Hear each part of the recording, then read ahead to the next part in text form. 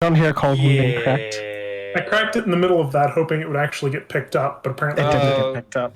Give I'm me a very second. unhappy. Give me a second. Yeah, that's my boy over here's job. That's Bob's. God, I'm hearing the scuttling. It's like using my walls. Is that not where Pop lives? No, No, I Sam live in the lives- walls. That's Oh, me. yeah. Mine. Oh, Yeah, you had that in reverse there. Gotcha, Or what if gotcha. the normal All right. rooms are Sam's walls? That's what Sam imagines walls are. Yeah, me and Bob live in someone else's walls. They don't know. That was in their lease. They are not allowed to know we're here. Is that because you guys are so quiet? No, Yeah. it's just so the landlord can double charge rent. What is okay. up? And I cannot stress this enough. My fellow gamers. My fellow gamers, I've called you here today. To get bent.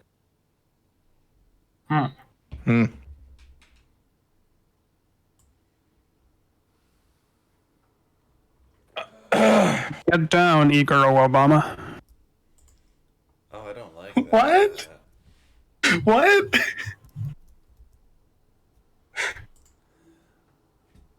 No, I don't think we need context for that. I'm trying to think of a way to rhyme some title of Obama's with simp, but it's not working. The bars are not coming.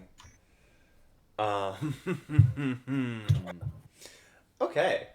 So last session, we ended on a bit of a cliffhanger with a slaver brute rampaging through the canals of Shrimptown with Captain Dumont's pistol trained, his iron sights on the man.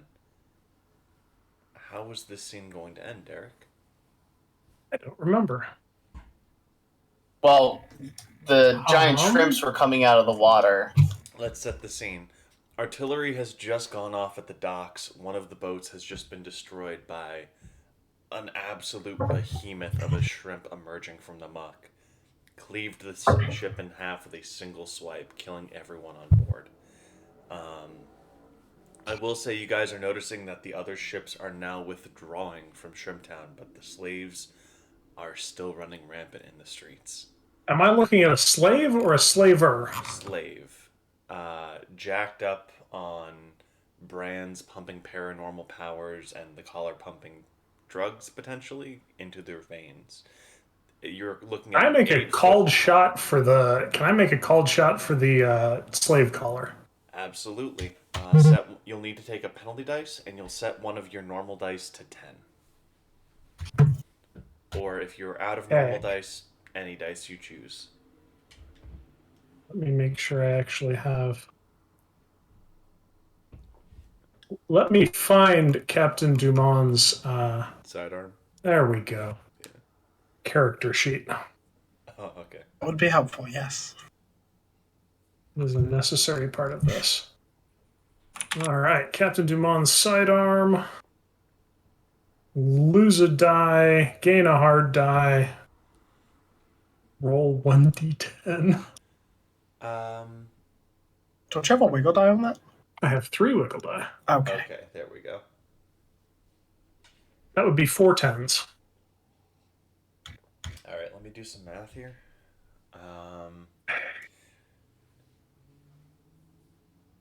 I'm interested to see how this plays out because I was thinking of turning Just into a heads words.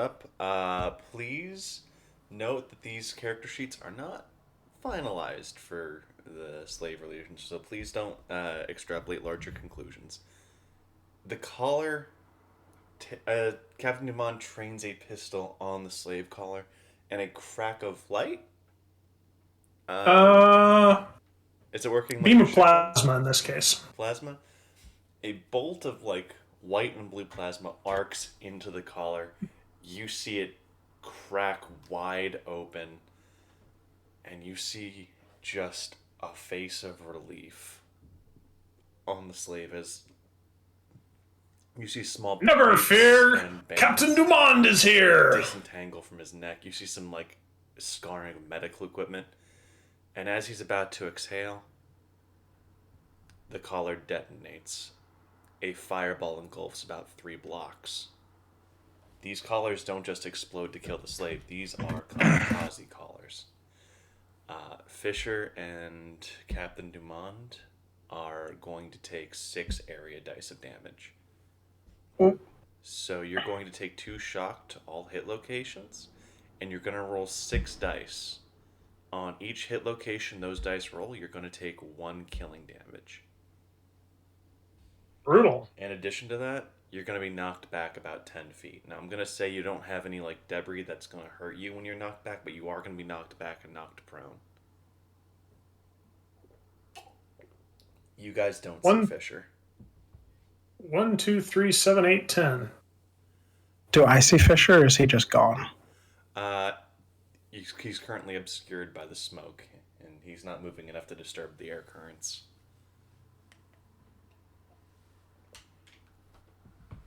You feel like you'll see him again in a second in whatever state he's in. I would imagine he's fine, but I could be wrong. So Captain Dumont has blown through 3 walls, a window, and somebody's bed, Yeah, it made a and great has shrapnel embedded in every limb. So, what that did do is that made a lot of noise. You hear a rumbling as you see shrimp crawling up onto the canals. How much damage did I take off of that? At least 6. Well, basically, cumulatively about 6 shock and killing if you do the math. So 2 shock to all hit locations and. That'd be 10. Oh wait, it is. My bad. 12. Sorry. 12 shock. I forgot it was 2 shock. 12 shock, 6 killing. 2 shock to each hit location. 1 killing per damage dice rolled. Okay. So a lot. Oof. Now, Charlie, Mr. President, you see this happen. There's still about 80 to 100 of these slaves running around the streets of Shrimp Town, and the shrimp are getting riled up. What do you guys do? I think our job's done here. Hey, I'm maybe... just out of character. I'm just going to remind us that the iconoclast is I think that's how it's pronounced, is in effect, and we should minimize talking. Oh, yeah. Thank you for reminding me. That is something I'm sure our characters would remember. But it's been a long time. I haven't even opened my notes. That's why I'm like, where are my notes? The second I was sure you guys were talking in character, I was going to remind you. I thought that was not a character joke. Without saying words, I'm gonna try to divert the mortar fire to aim towards the ships, so that the slaver ships, so that the shrimp aren't focused on the town or the slaves themselves.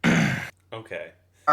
I'm going to, as Charlie, stand in front of you and just hold my hands up in an X. You don't. I mean, I don't know if how you would know what I'm doing. I'm just playing sounds on a piano based on what. I would imagine I was seeing you do that. Tell you what, like teaching them that. An empathy check to get a read on Mr. President. Okay. If you succeed, you know. If you don't, you don't. All right. You do realize my minimum is 3 10s, right? I always forget. So Charlie's hyper keen empathy. You can get a read noticing how the soldiers are moving. Okay. So. Does Mr. President? I'm just quickly reading my knowledge of language. It doesn't say it has to be spoken, Sam, on my hyper skilled knowledge, like the multiple all languages. Your language didn't count here. Your hypermind is good enough that I'm going to say you know what he's trying to convey. Okay. You're just. Well, no, I was going to say I could start doing sign language at him. That is also probably a bad idea. That is a form of language. Oh. It's not spoken language. It's written. Any language is bad. Oh, that's right. All right, yeah, I have that written now that I'm looking at my own stuff. Based off talking with Mutant Squad, Well, no, we also think wrote. what I just did is okay. What is something that doesn't have a set meaning but is instead just like you're hoping they get the gist of it from what you're doing? Like you're That's not. what I just did. Okay. Okay. Just go for an interpretive dance, Chris. I'm going to draw a map. And I'll point at the slaver ships where they would be on the map.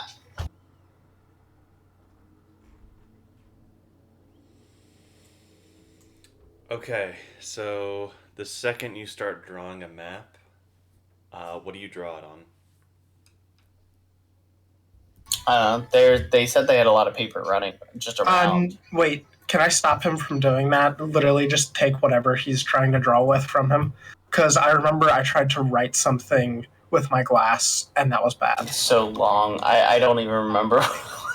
I remember the rules of this, and I didn't take good notes last time. You absolutely can stop him. That is fine.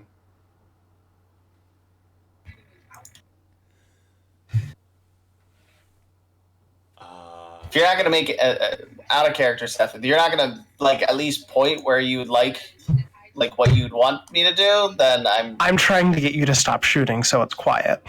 Okay. Well, that's what you X signal was. Some way. So, I did. X was supposed to mean stop. X was to me felt like you're trying to say, hey, don't do that specific move.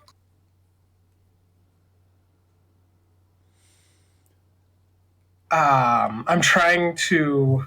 If you did XX, maybe. God. But if you do 3 X's, then I just think you want to bone me. Rob, you're muted. What's the stage sign for stop? It's like waving your hand across your neck. Yeah, so that's a defined communication, and I'm trying to avoid that. Just do 2 X's. Fine, yeah, I'll just hit X again. Okay, I will stop doing anything. I'll signal the soldier to stop.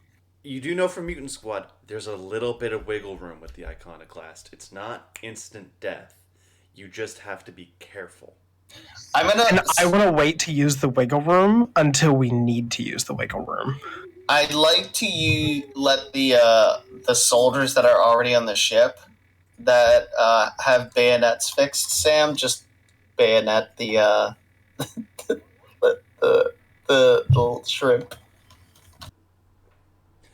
All right.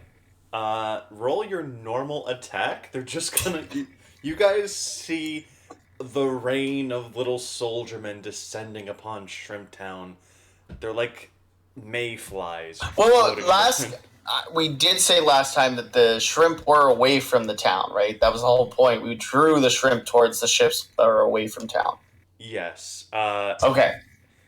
You do feel like while you've drawn a bulk of the shrimp to the edge of the town, shrimp are an omnipresent thing in Shrimp Town. You can direct them, but there's always gonna be some ready to pop out. You can just lower the threat level in local areas. Okay. Alright, so what are you guys doing? Fixing bayonets. Alright, so roll the attack for me. Use the standard attack rolls for your soldiers. And you're attacking the shrimp by the wharf, you said? By the docks? Or by... No, all the soldiers were on the slaver ships. They were never actually in Shrimp Town. Well, I remember we said you would have enough soldiers. You have like 40,000 soldiers. You have enough to have a presence across Shrimp Town. Okay, I know, but we flew over. I'm just saying based on where we flew over. Okay. Not many would have, based on like distribution and like wind. I don't know how windy it is here, but decently the distribution would have been more on the slaver ships. Got it. Okay. Because we didn't say we flew over Shrimp Town, we flew over the ships instead, so we could get rain artillery on them. I have a question. What's up? You might get in it. Is there one of the slaves that is fairly disconnected from like the town, kind of far away from stuff? Yeah, when the ship started to depart, a few slaves were kind of pushed overboard because they didn't get to close the hatches in time. It looks like they're pretty slow to close, so there's a few slaves just fumbling around in the water as their brands start to take effect. Okay. I'm going to try and turn one of their collars to glass. Okay. And see what happens. You have a with 10 on turn to glass, right? I might. Roll for me. But I don't add a default. Let me see. I haven't actually rolled this in a while. Sam, quick question. How many times am I rolling? I believe I think I rolled 8 times last time, but I'm not sure. We landed, I believe, 4 squads per... Sorry, it's been a little while. I believe it was like 4 squads per ship because they were still landing. Hey, how many maneuvers am I allowed to do? It was 6, Sam. It was 6, Sam. Oh, 6. Okay. So you have a total of, it was like 4 ships, so 24 groups of soldiers. 4 to a group, 96 soldiers. Do groups of 4 so they get their full attack. They get their wiggle dice. Yeah, I'm doing the 24. Wiggle die. Okay. Seth, you're allowed to do 1 maneuver, like, of each type per roll. Okay.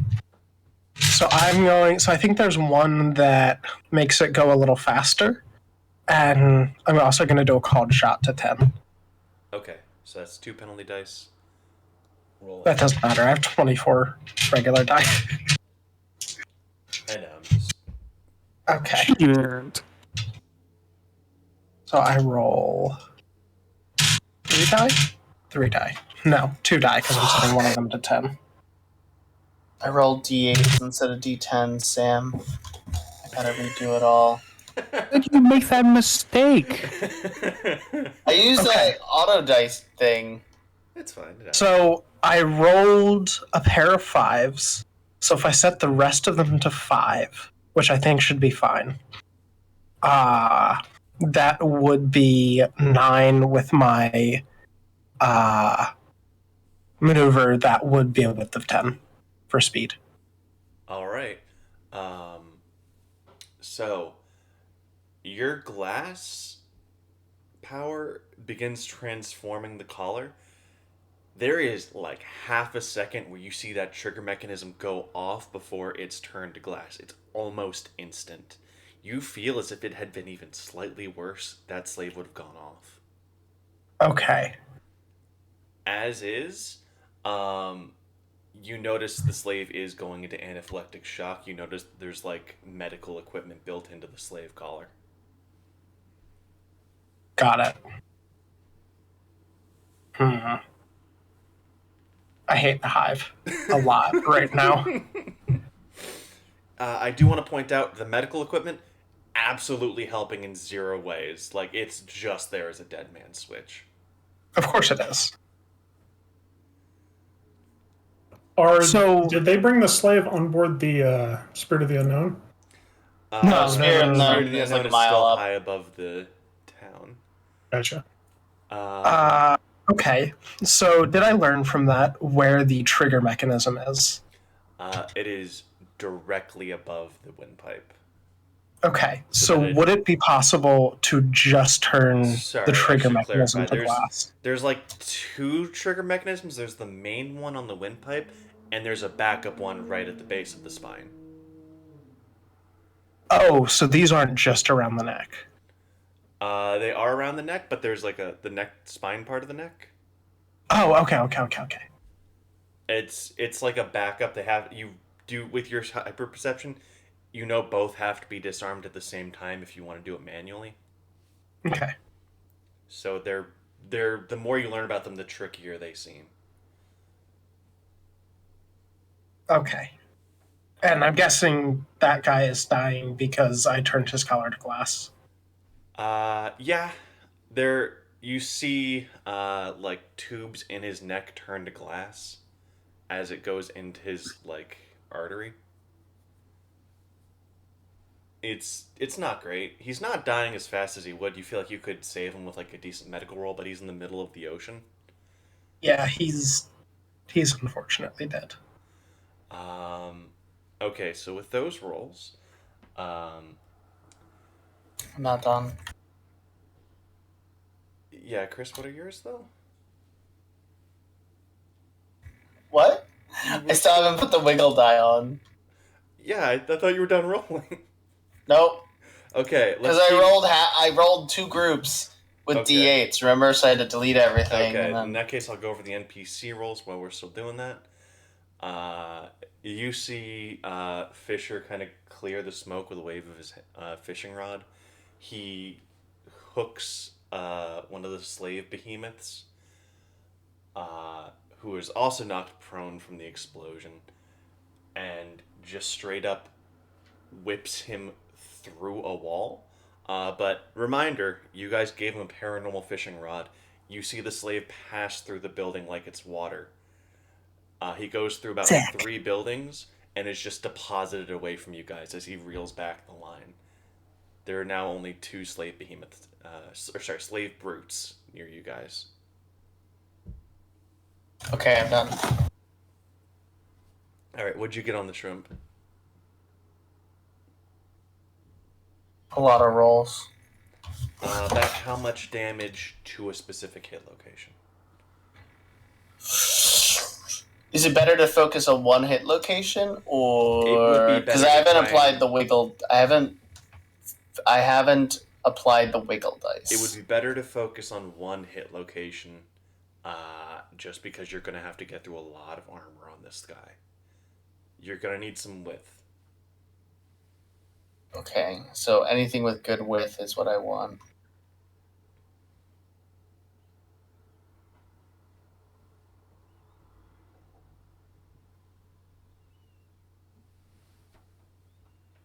Just keep narrating, Sam. Sorry. Tell you what. Oslo is going to ready an action. He needs to see how Mr. President's rolls roll out. He knows what he wants to do, but he needs to see how things play out from here. Oh, okay. Then I am hurrying up then. Group 1 has a bunch of 10s. Good. How many 10s? Can you put 7 10s.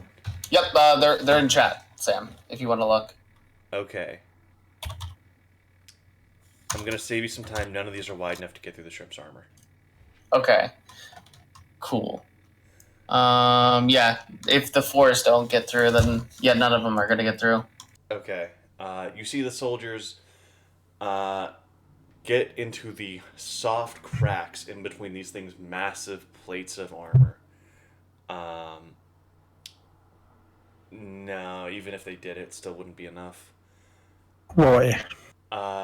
You see them get inside of the shrimp in a few cases, stabbing into its soft tissue. Its soft tissue is still too tough for bayonets inches long to penetrate.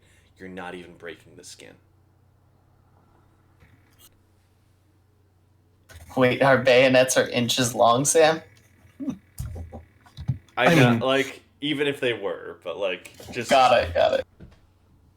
So, Oslo, seeing the failed attack, is going to activate the rune with the hourglass emblazoned on it. You guys see Oslo disappear. Suddenly you notice that there are spurts of blood coming from the 2 slave brutes next. Their slave collars are gone. Oslo is a couple hundred feet and a couple dozen feet up on top of the shrimp's head. You see the telltale signs of spittle and blood as his arm is raked by the shrimp's teeth. It looks like he has just pushed his hand down his throat, and you guys hear a very muffled, barely audible as the shrimp's guts explode from its maw and its abdomen, armor plating breaks as the slave collars go off inside of it. Hey, important question. Wasn't I handed one of those small time runes? Right. Okay, so you guys, anyone with the timepieces, uh, you feel what you see is the entire wharf, or the entirety of Shrimptown, stop. Fire frozen in the air.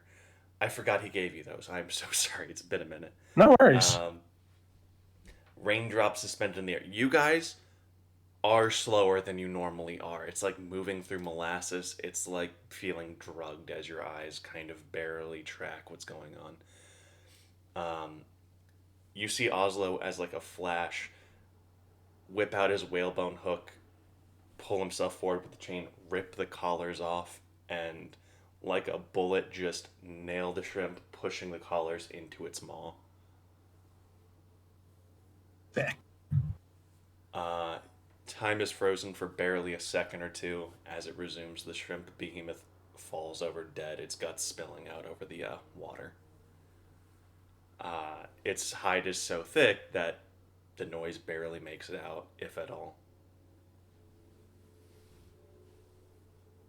And that was the one that had emerged from the collar going off? Yep. Oh, okay. Now, you guys, the shrimp from the bomb going off are going to be summoned next round. Got it. I got it. So, on that disaster going off in real time, we cut back to the flotilla. Amp, Carronade, Bats and the Vaqueros, and Jeremy. No animal? You guys didn't bring animal. I'm looking at the sheet right now. Okay.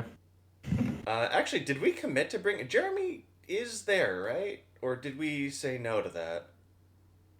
I thought it was just Amp and Carronade and Vaqueros. That's it. Just us. Yeah, three. I thought Jeremy was chilling with, like... Yeah, Jeremy was chilling somewhere else. Okay. With the boat. I thought I remembered Bats being there. Was that wrong? Or? That was wrong. Okay. Let me amend the note. I'm gonna feel so stupid if I go back and watch the thing and Bats was there the entire time. If he was there, I mean, we've just forgotten. It's been a while. No worries. I didn't have time to watch the thing, did I? Anyway, I don't think it was relevant anyway. I don't think it came up, so we can retcon it, no issues. Okay, so... In the flotilla, the Vaqueros, who definitely got you there, they're going full tourist mode. We're on tourist you run. guys definitely brought Bats to the flotilla. He had lines. Oh, okay. Oh, is that the one you just edited? Yeah. Okay. Okay. So, yeah, Bats is there. You guys are having a drink with Salazar, the militia captain of the flotilla. He thinks you guys are either mercenaries or seeking vengeance. Either way, those are things he trusts. He unfolds his steepled fingers and goes, "So if we're setting terms, how may I be of assistance?"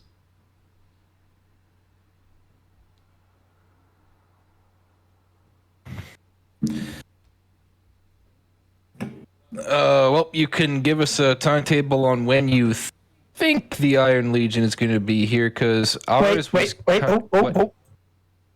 Did you guys mention that? Because I don't think they know about that. I did specifically mention the Iron Legion last time. Okay. Just wanted to make sure we weren't accidentally having bad infosec because of a 2-week break. No. I can't hear the word infosec anymore without imagining Bayou Bill smiling at me and waving.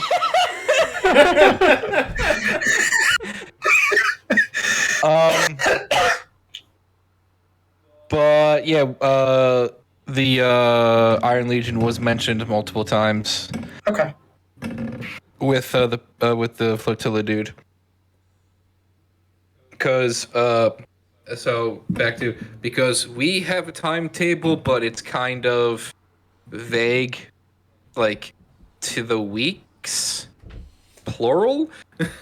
Salazar puts up a hand, waves his left hand over the fifth of whiskey he poured. The whiskey disappears again. He's going to go, I'll save you some time. The parades happen almost constantly up here. Always a boat or two, sometimes a few individual members, sometimes it's just convoy harassment. It's perpetual. Oh.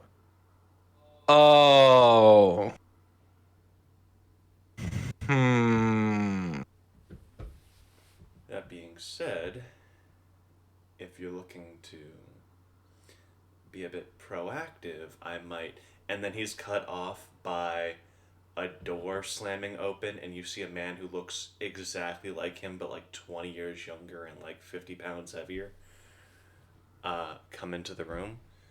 And he's going to go, Father, we talked about this. You're not... Hi there, I'm Salvador. Good to meet you. You should not be talking with him right now.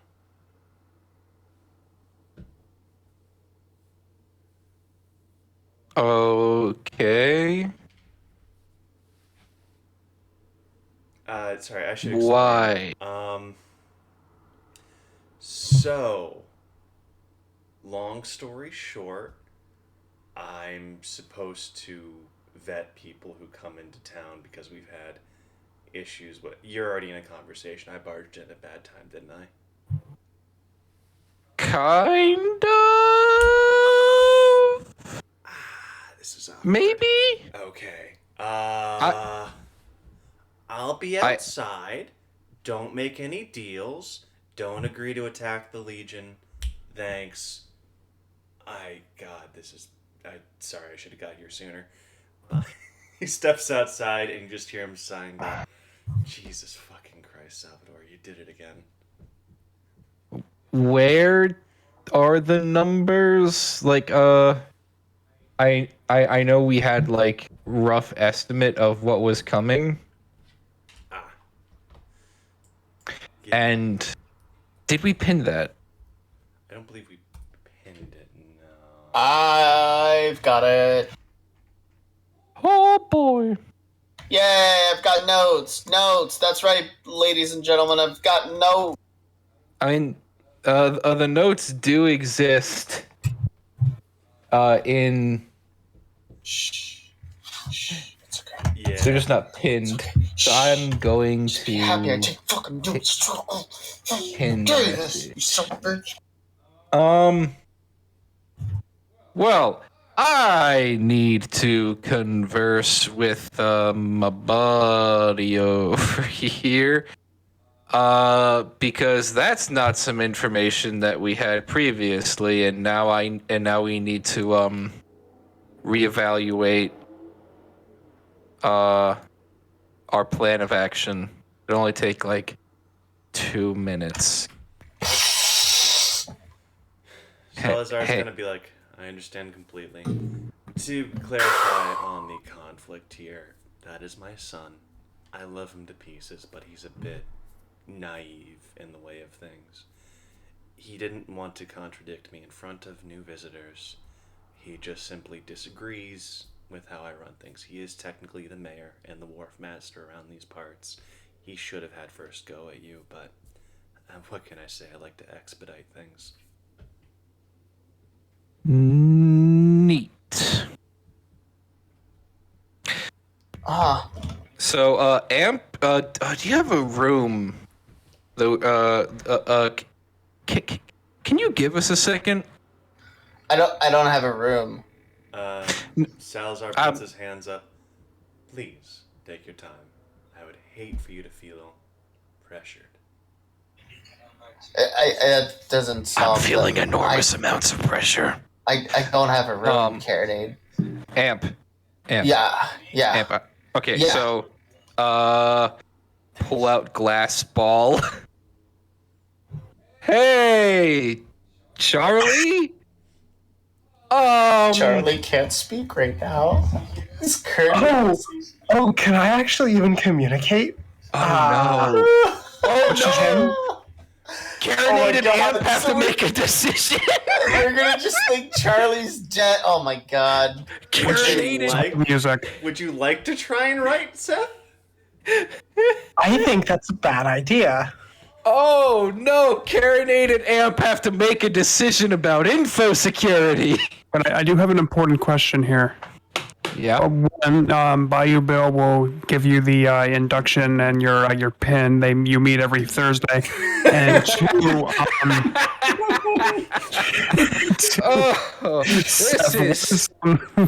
what's Charlie's hold music?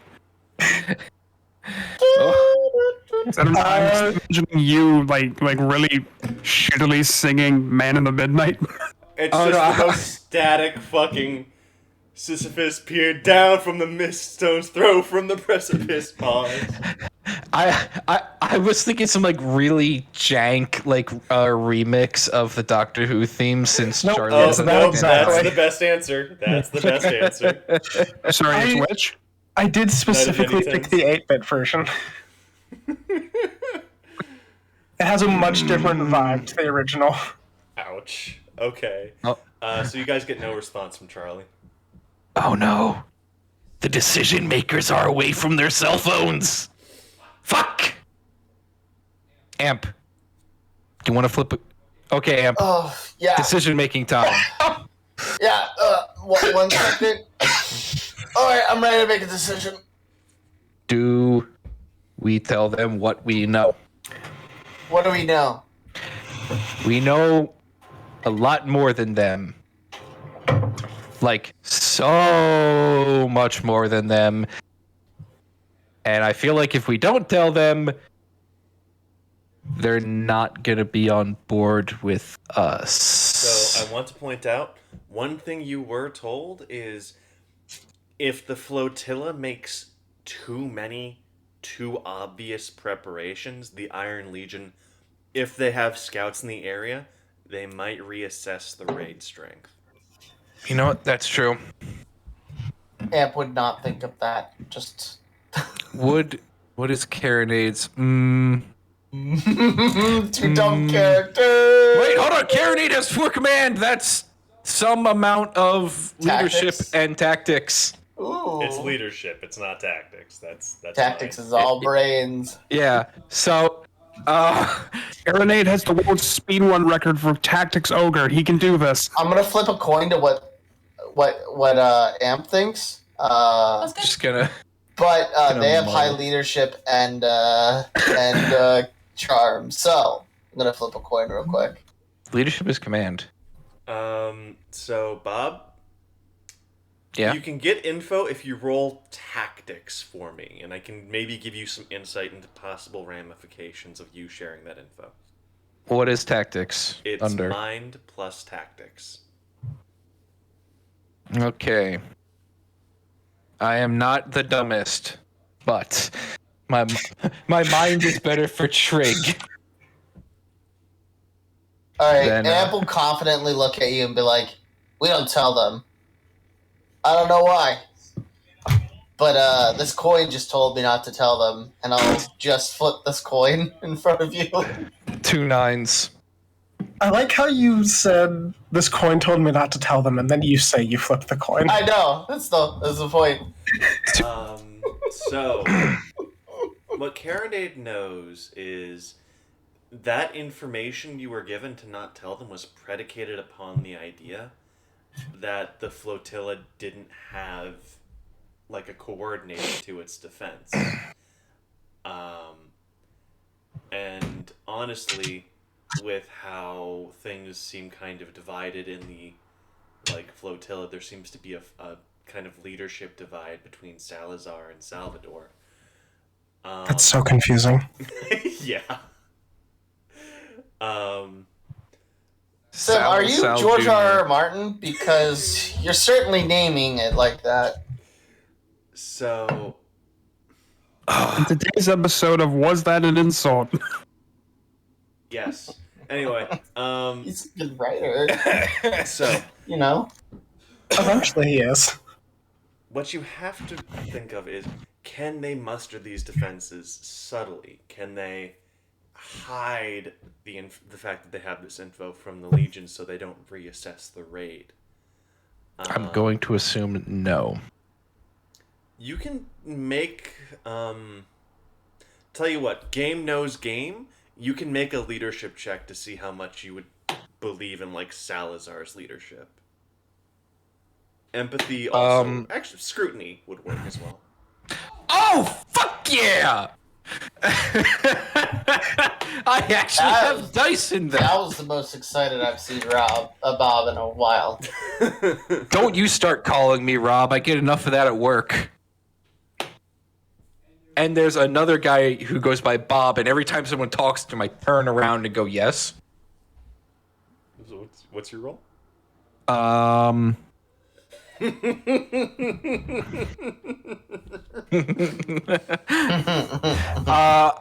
assume height is better than width. Yes.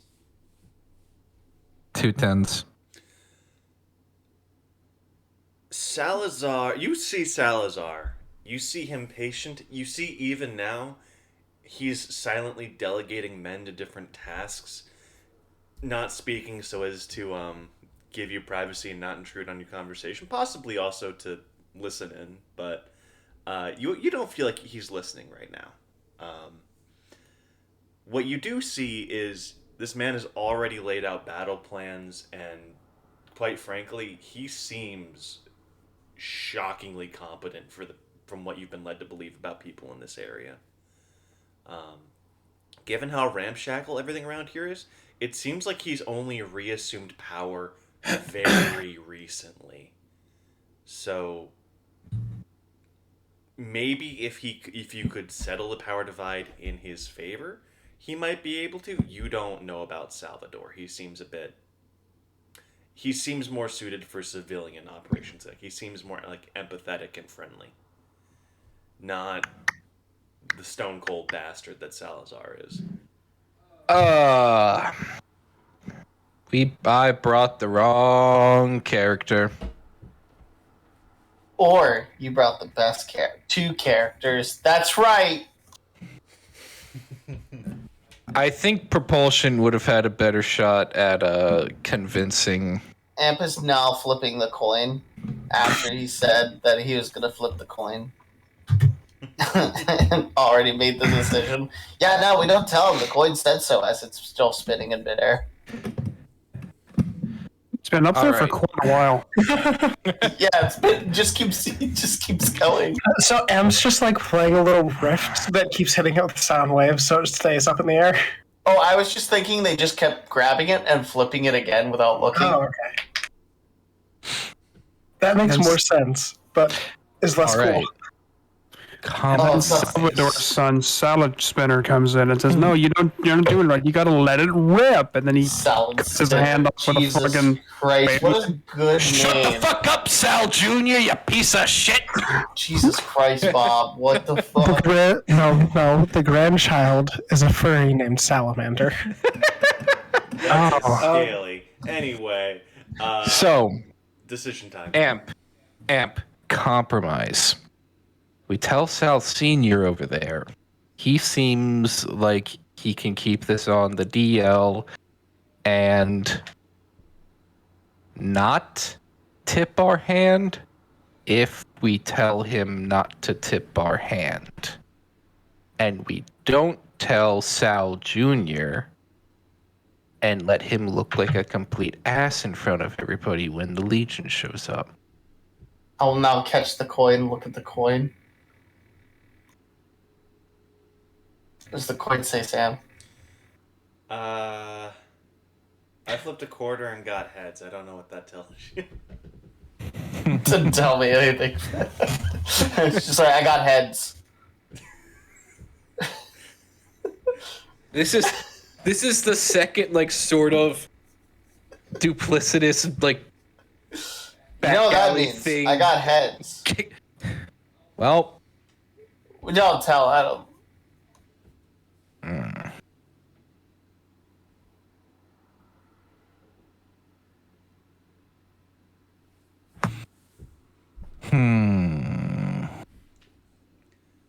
All right, I'm gonna put on a timer for 30 seconds. The decision's on Bob, though. That's the best part. What? I hate it. Timer's Bob, running. If it was propulsion, I'd be. Amp just yells, "We're not telling you anything, loser." What do you roll to listen to the end of your gun like a fucking magic conch? Please tell me what to do. You have gotten me out of so many. No, all right. I'm gonna stand up and I'm gonna walk over to Sal Senior. All right, what do you say? Hello, Sal Jr. Jesus Christ.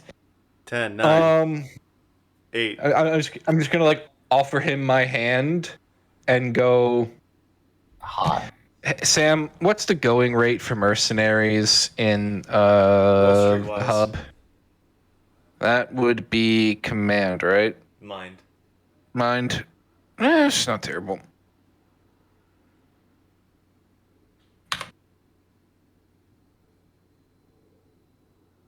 Two fours. Going rate would be about 1,000 credits per day. This is a pretty war-torn area. You could probably get like 1250 for each. Like, you could probably get 1250 for the each of you. The vaqueros would be seen as a supplemental group. So like, I'm not a mercenary. Wait, I'm sorry. I'm a musician. What unit was that?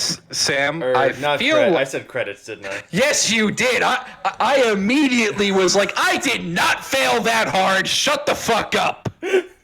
It's okay. I did. I was off by a 0. Sorry, it's 12,500 pieces of 8. So for you and Amp, it would be 25,000 pieces of 8 a day. With the rough dollar conversion rate, think of that about like $250 a day, which is cheap for mercenaries, but mercenaries aren't uncommon in this like area either. You probably wouldn't be able to convince him to take on the vaqueros because the vaqueros are going full tourist mode outside. But like, if they help you out, he's not going to say no. I'm surprised he's willing to take Amp. Just really surprised by that, but okay. I can play music. I got you, Karen. I can play a nice song while you do your thing. Sold. 2,600 pieces of 8 a fight. No, 26,000 pieces of 8 a fight. Salazar immediately says, "Deal. You feel like you fucked up." I don't give a shit. Wait, what's my rate? I look at Salazar. That is the rate. So, oh, fuck. 26,000. So we each get 12,500 pieces of 8 a fight, and the vaqueros get 100. That's like nothing. Or 1,000. They get 1,000 pieces of 8 a fight. Would you build a statue in my honor? I'll give you a 21 gun salute with 1 gun. Good enough. Good enough. Sold. Sold. All right. Speaking of deals, okay, so deal has been cut. Deals McGee over here. Salazar extends his right hand to shake. I take it. All right, deal is struck. Speaking of deal being struck, we cut back to the infinite void, where I believe Sweet Tooth, Avery, and Chivalry are at with Timekeeper. I'll be right back. Oh, I thought we were done with that scene. No. I just have a very powerful idea for it. Wait, no, Chris, no. What do you need? What do you need from me? You'll find out. Oh God! What are you doing to me? Avery will ask Timekeeper. Like he'll move like he's been here for weeks, but he's gonna ask Timekeeper. You said end. Is that death or their complete cessation? Whatever is more natural to happen. Avery will turn to Chivalry.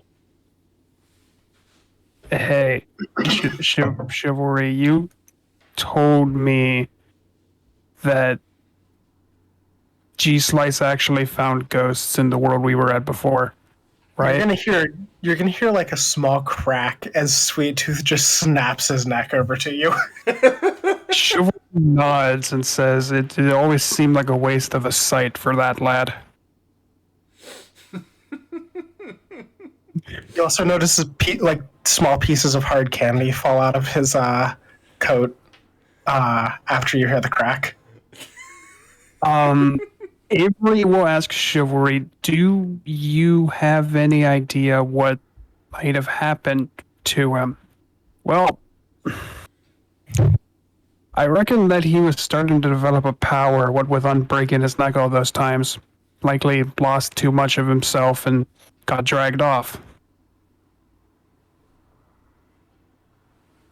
Avery will very slowly nod as if this is what he was hoping to hear and say to Timekeeper, if we know someone in our group who's being tortured in hell forever, can we offer to the clock their complete destruction so they stop being tortured in hell? Just whatever time they would have there?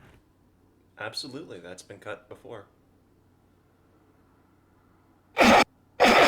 I think you have it backwards, unlike what's happening So to your boy. But I'm excited to see where this goes. So what I'm hearing is we're getting Phase out of the center of the earth and we're killing him. Not in this canon. So, can we offer the ghost of Cheese Slice to give up his entire existence in hell to give it to Timekeeper? G-Slice isn't in hell. He's a ghost hunting other ghosts. You told me that he was suffering because he was dragged to hell by demons. You did say he was being tortured. He was dragged to hell through his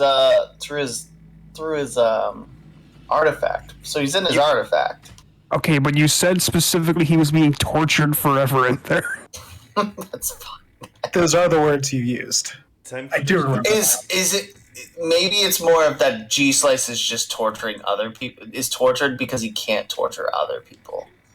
Which So is, no one gets to watch his podcast, which is the real torture. Avery sighs and wipes tears from his eyes because he can't believe what he's about to say.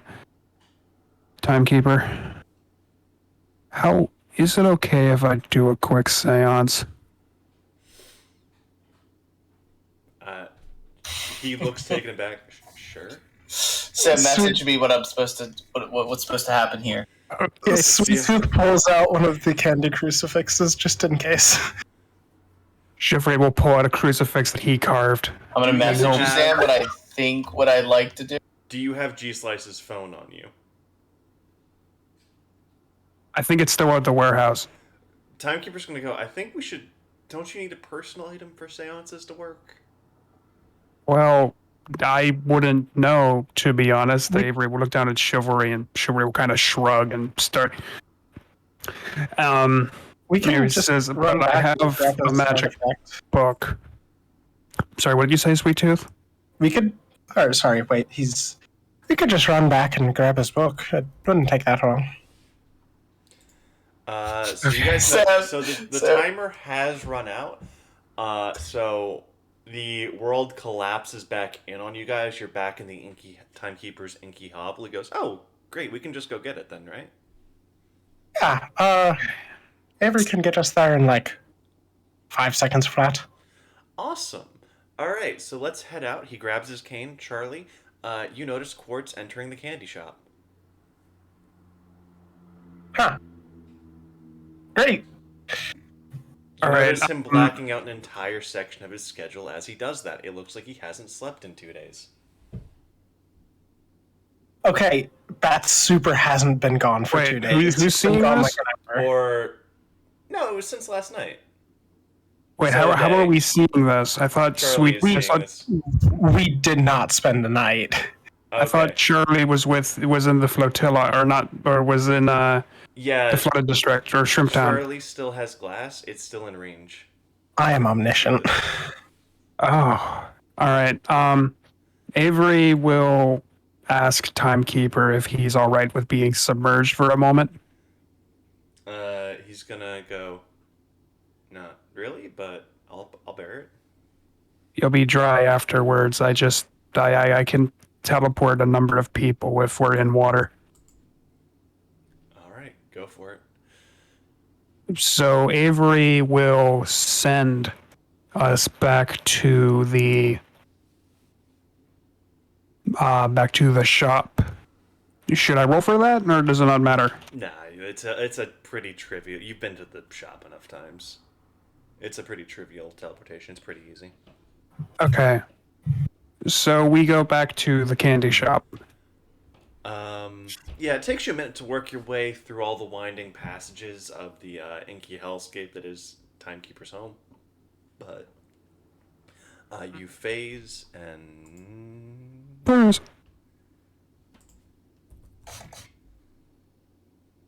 And we're back at the You candy hear shop. screaming from the center of the earth.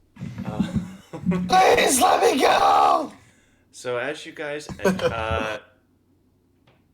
I'm assuming Charlie doesn't notify the group, but as you guys go in, you see Quartz at the counter with a picture of bats interrogating a Vogdra.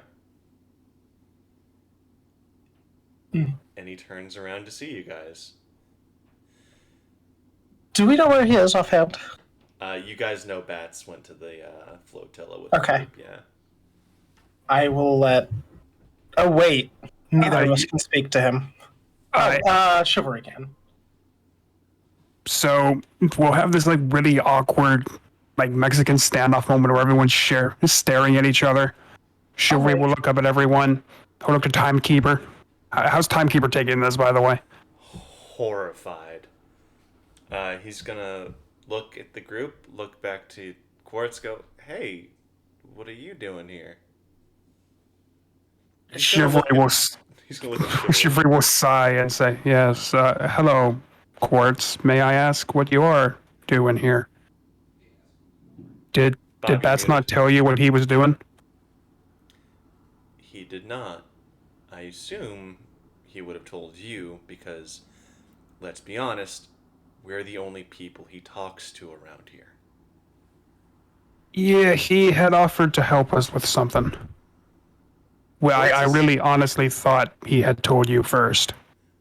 I would like to point out, one of the last times you guys saw Quartz was Charlie mentioning he rushed out from the bar in the middle of the night with a flashlight looking for bats.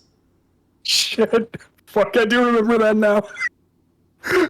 Oh, no. Does Chivalry have the capacity to lie? Chivalry can lie, yes. Okay. Can Chivalry Would you like to make unsay that since you didn't remember that? I will say because I didn't remember it, it is funnier if Chivalry truly and honestly doesn't know on the basis that he kind of tunes out a bunch of shit Charlie says. That is fair. Okay. Quartz, upon realizing like a deal might have been struck, went, "What?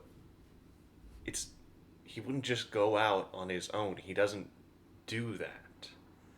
What? Where?" Well, when I went into the bar looking for him, looking for you. It wasn't open. I heard him crying, looking at a photo. Offered him some help, helped him pull himself together, and we were able to give him back some of his memories. Quartz is gonna freeze at that. He's like, "You did what?" Well, he seemed pretty broken up about something he couldn't quite remember in that photo, so we offered it to him. He's supposed to be. There are things he's not supposed to remember. He did talk about a number of then Chivalry will kind of gesture with his hand, look to Avery, who will very, very carefully mutter directly into the wall, "I'm gonna kill agents." So Quartz is going to turn suddenly. You notice he is knocked over his schedule. Half the day is blacked out. He's going to go, "Did he mention Market Street?" Timekeeper also looks horrified now that you guys have revealed you've given Bats his memory back. I don't think he did, right? No, he. I don't recall that at all. Chivalry looks taken aback in that and says, "No, he said there was a number of things he still couldn't quite remember, but he got back enough to know what he had to do. And then we, with the help of a few people here, had to convince him not to go run off to the privateers." We were able to talk him out of that.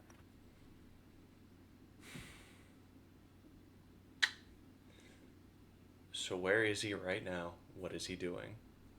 He's at the flotilla with Mr. Caronade. Timekeeper's gonna freeze and go, oh, he's gonna fight the Iron Legion? That's what we had asked him to help with. Okay, Quartz is like fingers together, silently panicking. Timekeeper's gonna go, yeah, probably not the best one of us to send. You know he's the weakest one, right? Chivalry is gobsmacked and like stares at Sweet Tooth. Yeah, I'm just gonna turn my head towards Timekeeper. What? He's the emotional support. He's the one who talks to people. I saw him fight Captain Barrett. Yeah. Timekeeper's like, that's as if that's proving his point. Chivalry yells, I saw him blow the fucking building! Didn't even fucking touch it! Wait. Sweet Tooth didn't see that. That was Charlie. He just moved his fist in the direction and the building exploded. You're saying he's the weakest? Yeah, he's the only one of us who's stable enough to have conversations with people. Have you not noticed that everyone who meets bats seems to like him?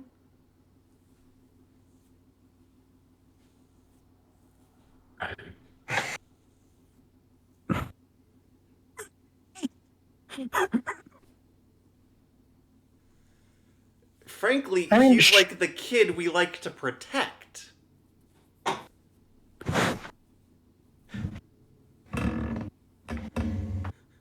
Frankly, the read I got on him was that he was your cannon. I'm just gonna shrug at that. What, like the privateer No. What? No. No. Like your heavy hitter. No, that's Quartz or Scarlet. Who? Exactly. Anyway. Who the fuck is Scarlet? The waitress who erased your memories that one time. Yeah. And in real life, she did it.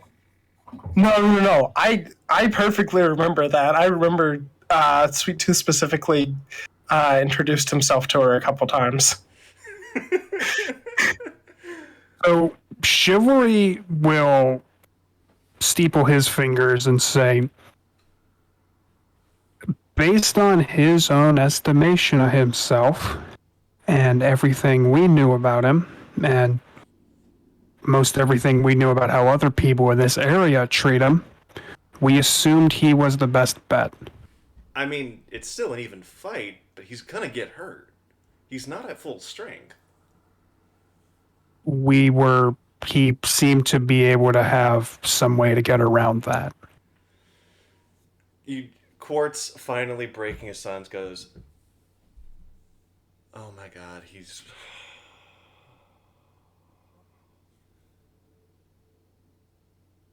Oh my god, Bats, you fucking idiot. Alright, we need to go after him. He was just one motivational speech away from putting his entire life back together, apparently. No, he makes poor decisions. That's what he does. We need to go get him. Are there any Vaqueros around? No, they all went to the flotilla. They're on the flotilla. Well, Avery, how fast can you get to the flotilla? So, Quartz is going to put up stance. He's going to go, just so we're clear, he wasn't wrong for thinking he can take the Iron Legion, but he is potentially wrong for thinking he's going to bounce back after if I'm correct about him. He can make it so that he never recovers properly to get a boost of strength. He is reckless enough to maybe consider that an acceptable idea. I'm going to look at Timekeeper and ask him directly if He. Do you think we could talk him out of doing that? You know him well enough. He's gonna gesture at Quartz.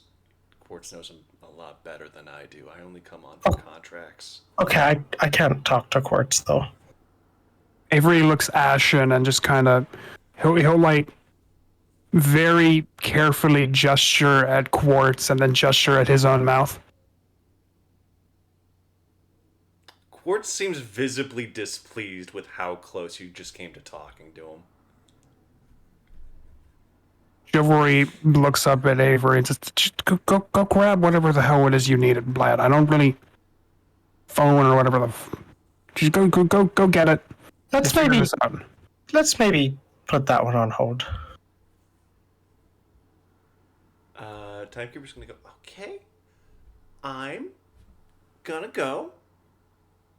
Bye. And he's just gonna, like, old man speed hobble out of the room. I was really hoping he was going to pick that cane up and just fucking book it.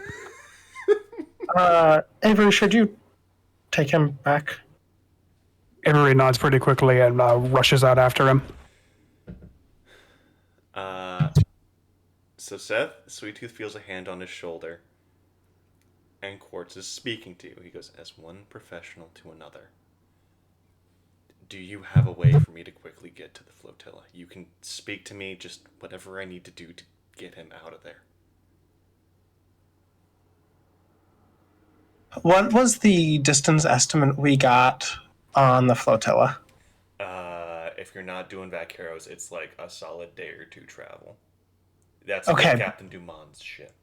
Normal boat, okay. It's like close to maybe a week, depending on conditions. What about Avery, who can teleport a few hundred miles? A few hundred miles?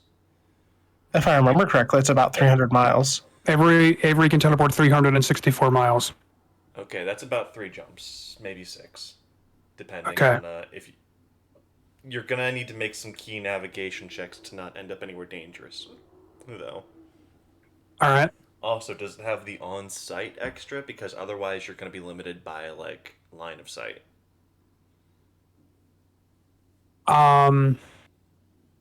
The rule written in the power is that so long as everyone being teleported is actively touching him, it still works.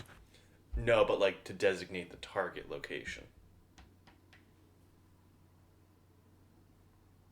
It does not. Okay, so you can't use, like, a map to navigate, then you have to, like, use your senses. Or have been there. Like, you have to know the place.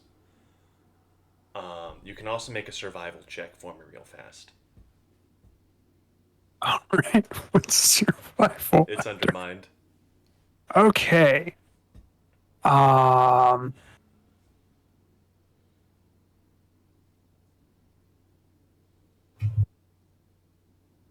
Oh, thank God, 2 10s. You know that there's a non-zero chance. The wildlife between here and the flotilla, while not incredibly dangerous, you know that if you take the wrong path, you're gonna hit waterlogged. So what I'll say is, with some careful navigation, Avery can teleport, but it's fairly restricted. And only a few hundred miles, so it'd be multiple jumps. But he can get you there a lot quicker than any other method we have at hand. Avery will look up in Sweet Tooth and ask if you could make some kind of edible map. I could maybe try and make you an edible sense power so that you can, like, get a read on where you're going a lot more easily. Yeah, I mean, like, edible map that's, like, in just navigation for a short period of time. Yeah, it still doesn't have on-site, so it's going to be incredibly difficult to... Could I make a candy to augment on-site onto him? It will take you a while, but yes, you can. Okay. Is there something I could do a lot quicker than that? Like, just sense, which might be able to help him kind of see where he's going. Sense doesn't scale super well, but okay. Navigation? that would still be like using a... Well, navigation would help you get a safer path. You could probably do it in fewer jumps, but it wouldn't let you skip the jump process. Honestly, doing the augment with on-site, it'll take you a few hours to make something that complicated, but it will let you skip the journey, basically. Like, you'll be able to do it in, like, the minimum number of jumps, and they will be perfectly safe. Okay. You might make a minor navigation check, like the easy one. All right. Is Quartz's hand still on my shoulder? Yep, you feel like as long as he's hands on the shoulder, that's a symbol that there's a truce. That's the read I was getting. I'll suggest that idea to him. We're going to say it's going to take maybe 6 hours for that candy. Because what if we have a reagent that would... is it just like time-based what Sweet Tooth does, or if he has a thematic reagent, does it become fast? It has delayed effect because... Okay. It has delayed effect with the flaw that the more complicated and novel the power is, the longer it's going to take him to make. Frankly, 6 hours is pretty short for this, but it's only augmenting one extra. It doesn't actually technically have something that specifies it takes longer if it's more complex. We kind of just have been using that rule since like session 1. Okay, gotcha. That's fine. Avery will be back in the room by now and have heard some of this conversation. And he'll just so we're clear, Seth, that's so I can speed up simpler candies, not slow down more. Got it. Yeah, that makes sense. Avery will, hearing this, he'll just kind of hold up the compliant key and wave it around a little bit as if that might be a solution. Good nerd. I'll just say go ahead, give it a shot. All right. All right. I'll go ahead and get to work on that. Roll the compliant key for knowledge augment candy making.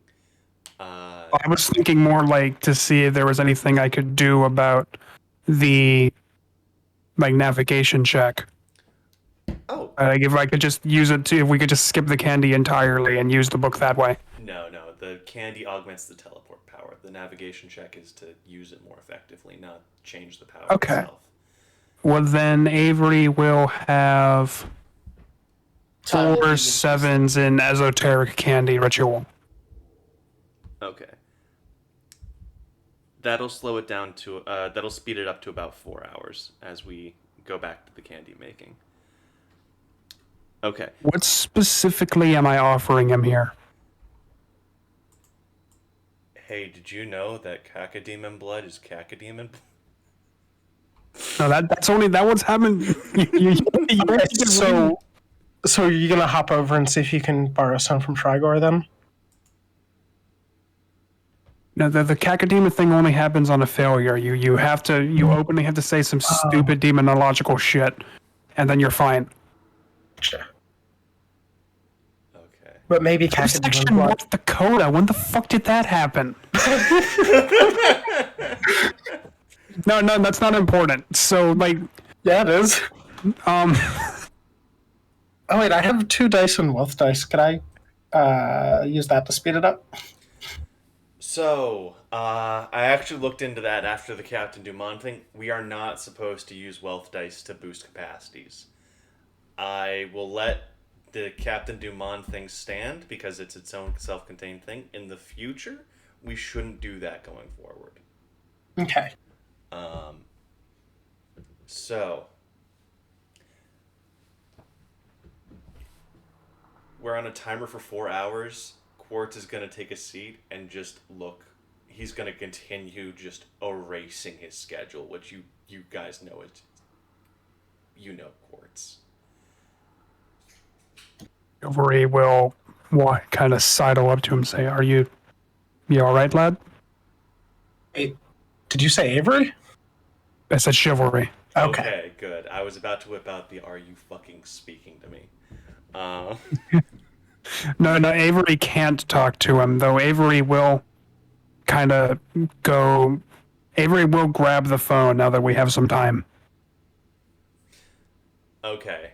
you guys also do the seance. We'll get back to that. We cut back to the wharf where Bill and Propulsion are leaving with a coterie of gambling-based precogs, clown drugs, and knowledge about something called the Dark Rooms. Mm-hmm.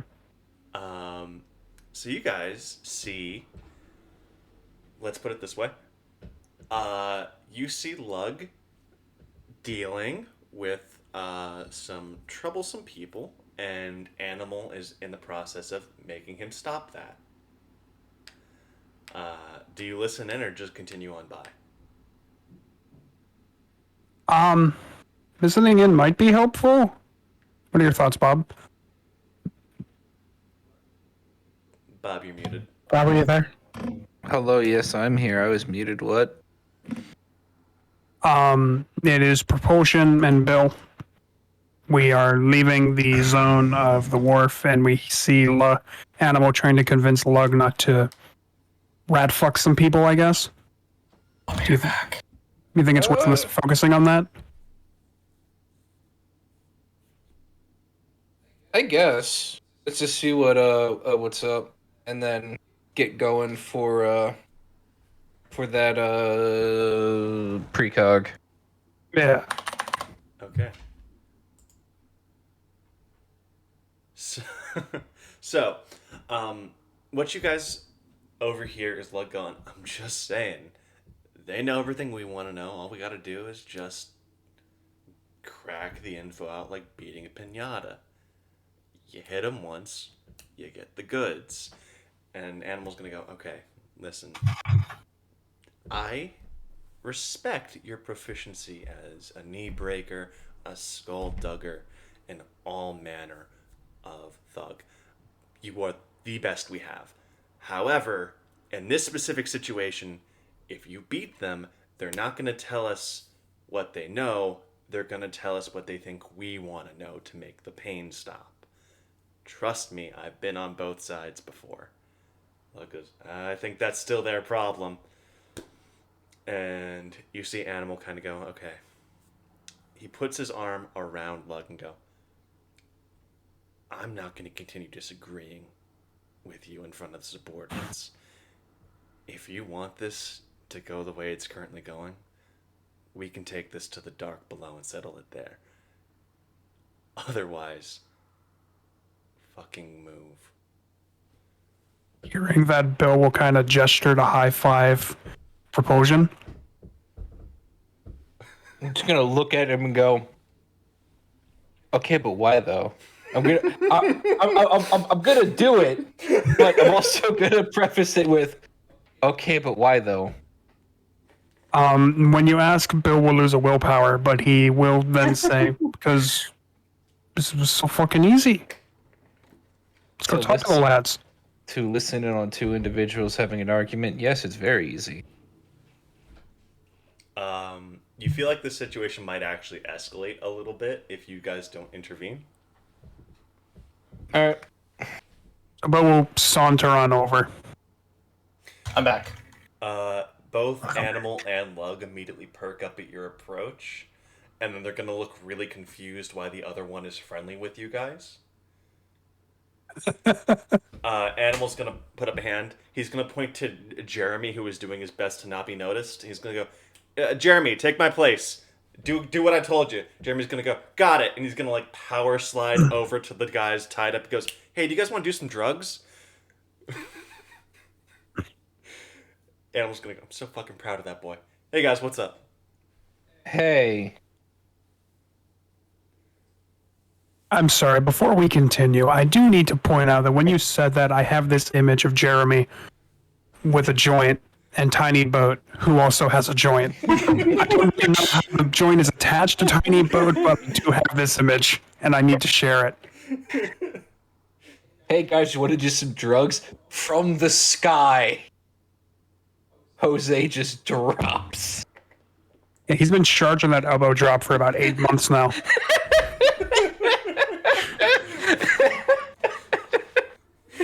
You hear Tiny Boat go, I also have brownies if drugs are not okay.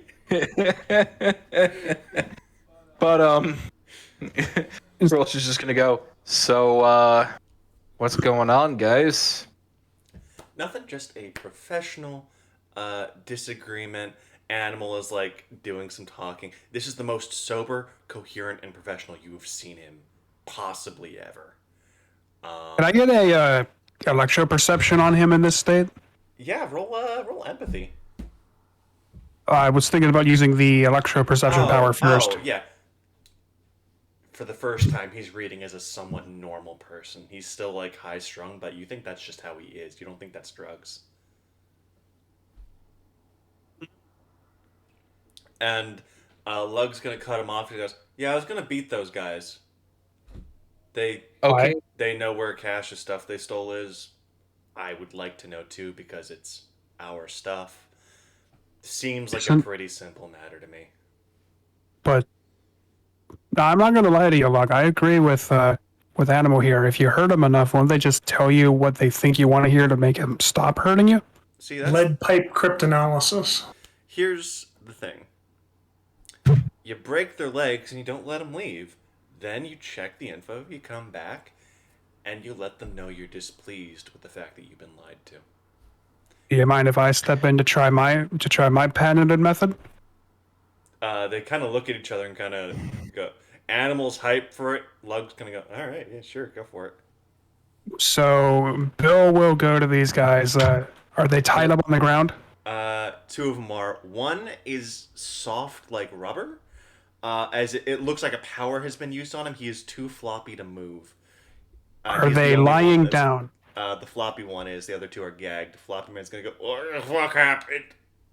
Hey, Bill. Yeah. Bill, keep the goblin shark teeth in the mouth. I mean, that was always the plan. Good. And as he's saying that, Bill is kind of propping the third guy up so that they're all sitting up. Lug's gonna... sorry, hold on.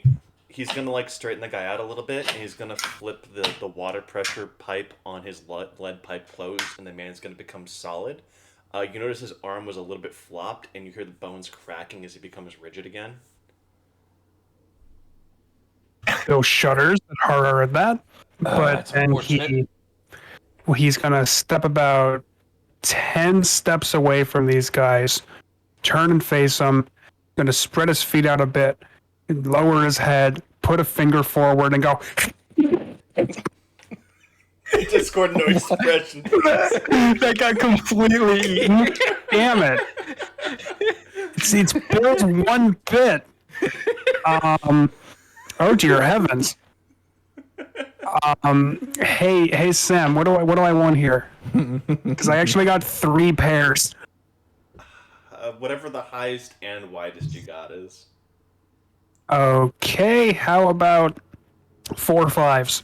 These guys don't have enough stability to beat that roll, so the one who flopped is immediately gonna just stop screaming and go, all right, sir, 2 clicks north, 1 click west, inside the hollowed out hermit crab. Please don't. I'm so sorry.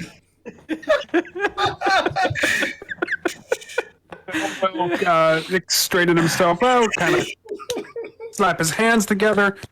He's like, you see, look, quite simple. Sometimes you just have to cause psychological damage. Lug is like leaning elbow on his pipe, golf clapping a fellow fucking master of his craft. Now, you see, if that didn't work, I was just gonna tell him,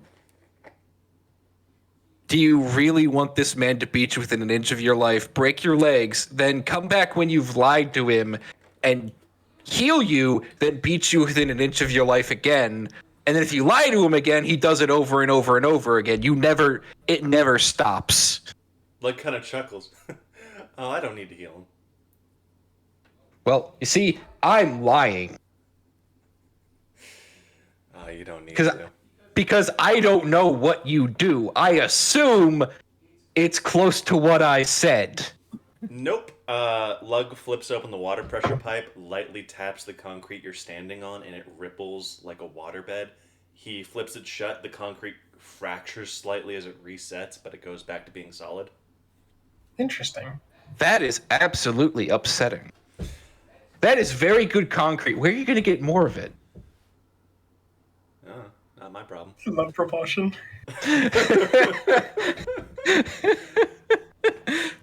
Animal's gonna go, well, shit. That's my day cleared. Alright, Cool. Didn't we hire you or, like, subcontract you? I mean, yeah, but I still And work Jeremy? as a fop. Yeah, okay. I We just wanted to have- make sure. I wanted to make sure I got the names right. Look, we still Before- have 80 hours to cover this week. Doesn't, like the subcontract work into those 80 hours? It does not. But you're working for the FOPs for us. Like, there's a triangle here, I think, right? I don't know. I'm, like, from farther north.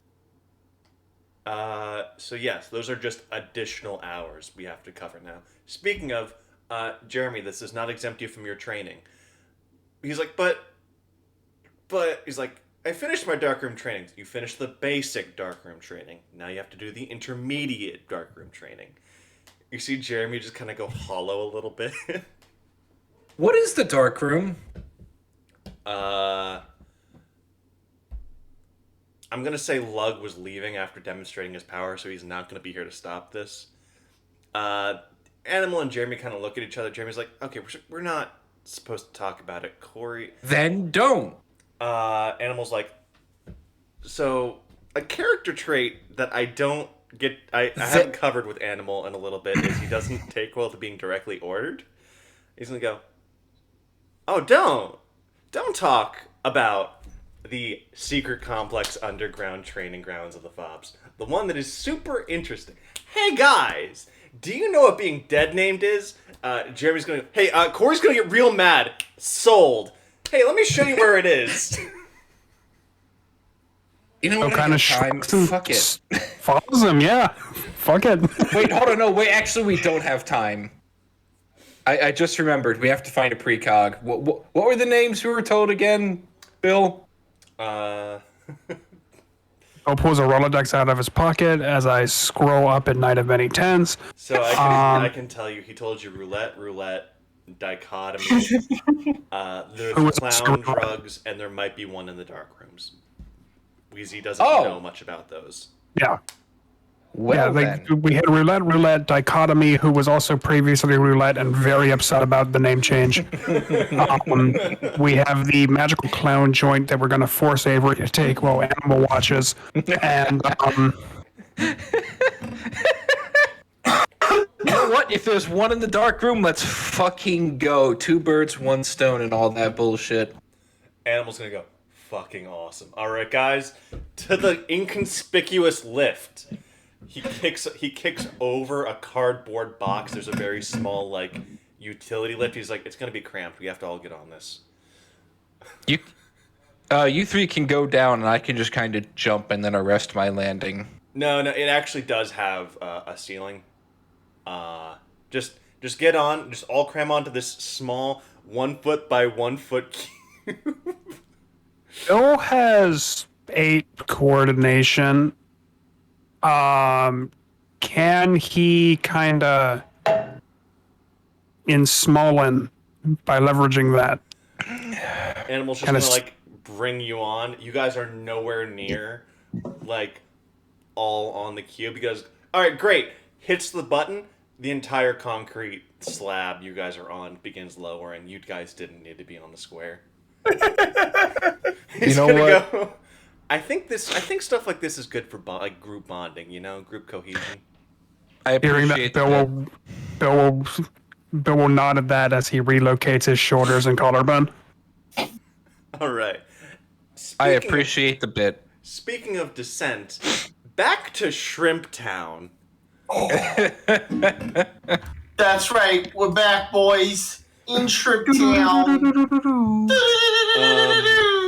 So Captain Dumond is on his back Shrimp R, emerging from the muck around him, summoned by the noise of the explosion.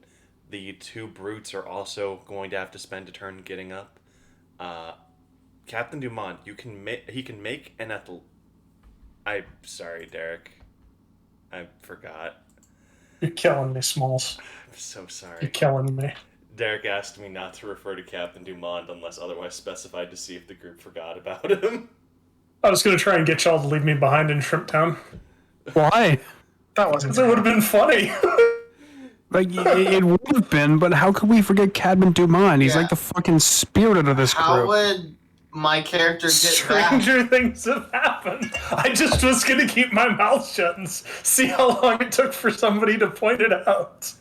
I'm sorry, I have to go by my notes here, and one of the first ones is you can make an athletics check, multiple actioned with another roll, if you want to get up and do other things this round. So Captain Dumont is currently resting in someone's bed with shards of glass and or other masonry sticking out of all of his fleshy bits. Undeterred by this, he will make an athletics check to... does he get plot skills the plot demand for that? Yes. Now, to do multiple actions, here's how that works. You take 2 separate dice pools, take the smaller, take a penalty dice from the smaller dice pool, and get 2 sets.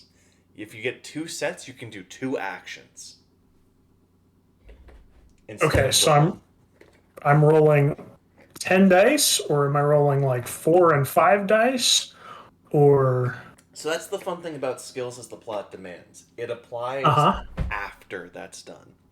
So take 2 actions you want to do this turn. Mm-hmm. Take the smaller of those 2 dice pools, add skills as the plot demands, and then take the penalty dice. Nice. So Okay. basically take the smaller dice pool, add 4. I will do 7 and 3 and make that 3 and 8, which means 7 and 8, and then I'll take a penalty dice on the 8, leaving me with 7 in each. Nice. All right. So roll 1 dice pool and look for 2 matching sets in that roll. You have 2 10s and 2 1s. Awesome. The 2 1s is enough to get right up. Great. What was the other roll for?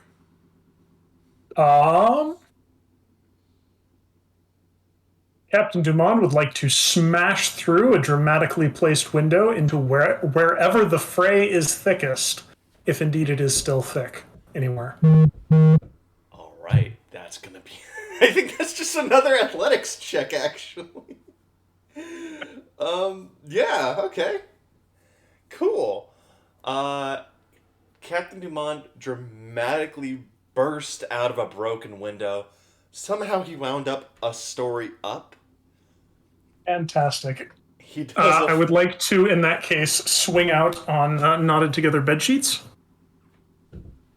He lassos it against a broken street lamp that's off another building, and Tarzan whips his way into the middle of the shrimp and the slave brutes getting up, sword brandished, gun in hand, standing against the world. And his mouth keeps opening and then closing as he starts to shout something inspiring and dramatic, and then remembers he's not supposed to be talking. It's like at least every 15 seconds. There's occasionally a muffled as words get halfway out. Okay. So Oslo is dealing with the shrimp at the bay. None of those shrimp are going to make it into town. I'm just going to lower the difficulty of all shrimp in town because Oslo is doing work out there. That will preoccupy him until you guys call him back, though. To go on with the soldiers, we're going to assume at least 2 soldier groups in any scene that's taking place in Shrimp Town because there's a carpet bombing going on. Chris can make a leadership roll on his turn to condense or spread out his soldiers as he pleases. I'd like to condense them to go protect Captain Dumont. All right, so you're gonna make a leadership check, and I'll tell you how many more soldiers you can get in that area. Do you want me to just tell you the number? Yes. It's 11 tens without me rolling, but I'm gonna roll just to see if I can get. Chris, you can't roll more than 10 dice. I know. I just wanted to roll, guys. So you add 10 groups of soldiers to this scene. All right. I think you're a little more protected, Derek. Just out of character. Think you crash through the window and then a bunch of men and toy soldiers Army men, now. specifically. Yeah, toy soldiers. They he fight crashes like men. through the They window. walk like men. They're men. He crashes through the window, and they crash through the window next to him. But it's like little palings through the window instead of the window fully shattering. They crashed through dollhouse windows that were somehow set up next to it. Yeah, there's dollhouse windows. Chris, I'm going to tell you right now, start rolling those soldiers' attacks. You're going to need the time. Okay. Yep, I am. Listen, you don't need to tell me. I'm going to need time. 10 groups? Oh, fuck me. Fisher is going to nod, somehow having wound up back to back with Captain Dumont in the fray. Oh, yeah. He's going to nod at one brute. He's going to nod at you and the other and, wait for a response. Captain Dumont will brandish his saber in agreement and charge. All right. Firing all the way. Now, okay. Your gun doesn't have obvious on it, right? Let me check. I don't think so. Yes, it does. Okay. So but we I think we were talking about last time that since the light gun has already established that it changes what it does between scenes, we could make it so that it was extremely bright instead of extremely loud. I will allow that. It will. So bright will draw the attention of the slaves, not the shrimp. Sounds good. So to do, let's see here. You're in your normal movement range for the slave, so you don't need to roll athletics to get further. What I am going to need from you is you can either do a multiple actions to fire off multiple rounds with your pistol, or you can do multiple actions like try and use the saber and the pistol. So to do multiple actions with the pistol, you just take one penalty dice and try and get 2 sets with the gun. Or you could do a called shot, fast shot. What do you want to do?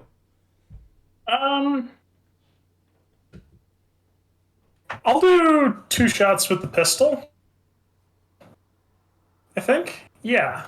Okay. So 2 shots with the pistol on the way, which would be 1 penalty dice, leaves me with 3 wiggle dice and a die. Okay. So roll that, and you can automatically set one of the wiggle dice to match that rolled die, and you'll have 2 attacks. Okay. That is a 5, so that's a pair of 5s and a pair of 10s. Okay. So with 1 extra attack level and 2 levels of penetration. Good. That's going to be 2 penetrate. That's great. That's going to have a penetration rating of 5 with the width. That's going to penetrate 5 armor with the width. And that'll have an extra extra damage on each one because of the level. Okay. Now, I'm going to say, since these guys are still getting up, they're going to be missing some of their defenses. You notice the 2 5s just get shrugged off immediately. It doesn't... the slave brutes are so big that they can just take a few hits with no ill effects. The second shot nails the guy's head. You see the plasma shear off his left eye and a good chunk of his upper skull. Oh, bitch. Hell yes. He's still getting up unaffected. You see the skull begin regrowing, almost fast forward. Okay.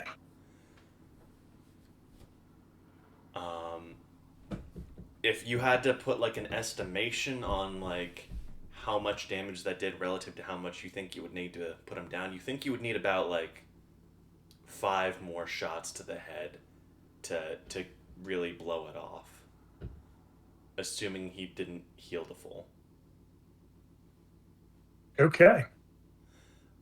Would you like to use the ship's guns? Oh, yeah.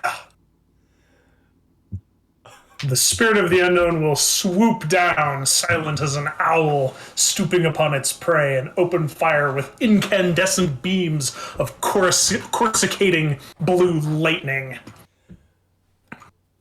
All right, so the slave, stumbling from the shot to the head, blowing off half his brain. What are the guns on the spirit of the unknown roll, Derek? Let's find out. That's 6 dice. I don't remember if they have scatter. They have spray, but not scatter. Remind me how spray works. You don't need to take a penalty dice to do multiple actions. And in fact, you gain dice equal to your spray rating. Okay. So then I would say I want to do multiple actions. So do multiple shots, and then I divide up my dice pool. You roll, yep. Okay. And I'd add my spray modifier to one of those dice pools, or split it. No. You roll. Amongst them. So that's only multiple actions with different skills. Okay. Since you're just rolling the gun, you don't need to take the smaller dice pool.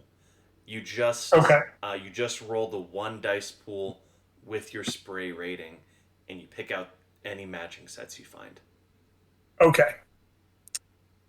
So I rolled 3 7s, 2 1s, and a 9. So we'll. I want height here, right? You can take all of them. You can do all of the sets you just rolled. Oh, great. Well, I'll do. How many? Would it be better to have 2 10s or 4 10s? Would it be better to have 2 sets of 2 10s or 1 set of 4 10s? And how much? You could also do 2 sets of 2 10s. So the guns have 2 attack levels: daze, disintegrate, and penetration +3. You probably want to do 2 sets of 2 10s, actually, if you can get away with it. Okay, then I will do 2 sets of 2 10s, 1 set of 3 7s, 1 set of 2 1s. Awesome. You see the massive sear into his arm, exposing the bone. You see his chest get carved open. None of that appears to be slowing him down at all as he begins charging you. The final 2 arcs arc into his open skull. You see his brain cook. Let me see here. That's a total of 3 shock and killing plus 8 shock and killing. That's 11 shock and killing reduced by the light armor 3 times because 3 separate attacks. Penetration. Okay, the slave is still up. Up? Wow. He's been damaged multiple times. Does he get impacted from that? Or yeah, he doesn't. Well, okay. The drugs let him ignore penalty dice as if he had high command, or gobble dice from damage because his pain isn't there. How does that interact with daze? Oh, excellently! Actually, Do you have daze? It has daze on the guns, right? Yeah. He doesn't have enough dice to make an attack. Then he's blind. He's swinging wildly. One attack goes right over Dumont's head. Looks like it's geared right for Dumont's head, but Well, it makes a power slide right between his legs. All the while, like doing a slide, like a cut on the open wound, bringing the slave down to his knee. You notice though, the wounds to his chest and leg have already healed up to full. Rude. You see his skull regrowing from the shards. Like you see when the skull bursts open, you see a spray of blood. That blood stops and begins immediately reforming into his head, like skin and hair growing out. Roll for done, Sam. Can I jump on his back, shove my pistol into his open skull, and start pulling the trigger wildly? We can do that next round. Great. Jesus. So, Chris, you have killed many shrimp. I was gonna say there's about 15 shrimp that spawned this round. That's let's see here. Be back in a moment. I'm just doing the minimum amount to kill them so we can spread this out more evenly. 1, 2, 3, 4, 5, 6, 7. 5 of them are dead. These are These are soft-shelled shrimp, so they don't have the armor and extra hitboxes their larger counterparts do. Nice. At the end of the round, you guys hear weirdly enough. Wait, what does Charlie do this round? I don't actually know. So what else is going on that he can interact with, like in not where the player characters are? Let's see. In the flotilla. No. Just like at Shrimp Town, just not directly where they are. Like, are there other zones that are kind of like threatening? Yes, there are slaves tearing their way through the vast expanse of Shrimp Town. Okay, and if I remember correctly, the Shrimp Town locals are not attacking them, right? They are repelling them. They're not trying to kill them. Okay. And when I tried to drain them, that started the bomb ticking? Yes. Well, I was draining the collar specifically. Can I test and see if that happens if I drain the, what is it? The slave himself? Yeah. Yeah, go for it. Yeah, so I will test and see if that starts the collar. I don't have to roll for that. It's hard dice. Yep. So you pick one of the slaves that are just tearing their way through the open square. You drain the brand on their back. You see its light begin to dim. This is one of the slave brutes, not one of the lightning boys. As the brand dies, you see the burning and spreading black veins it has on the slave begin to die down. You see their muscles begin to retract. You see the black and red of massive bruising and just massive muscle death from overexertion. As the slave shrinks down, their skeleton doesn't quite settle back right as they lose about 2, maybe 3 feet in height. They're alive, but they're gasping and wheezing. Okay, so important question. How many of them can I hit? Because I built that power specifically as a contingent, so I didn't have to use an action on it. Let's see here.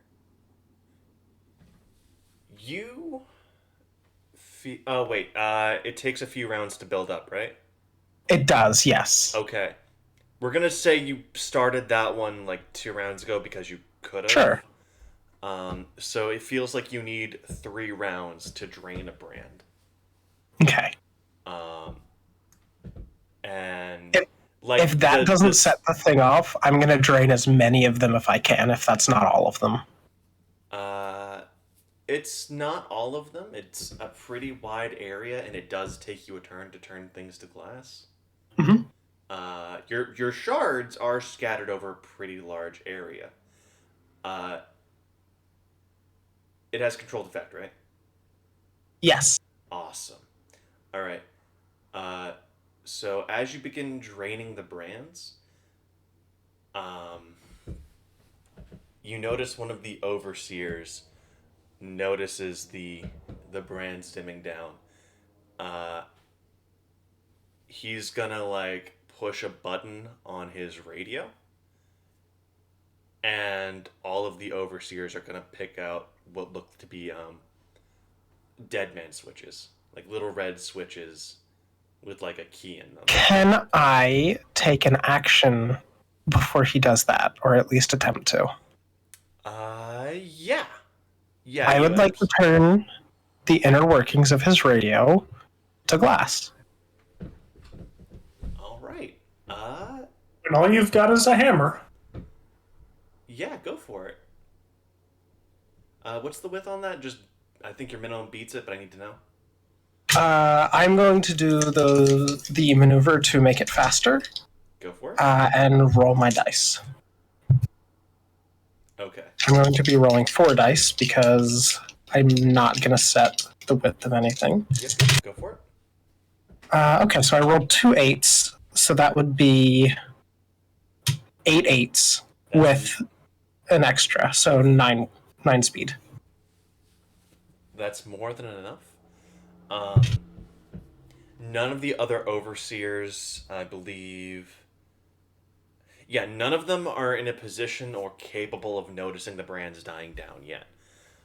You see this one hit his radio, and just go, what?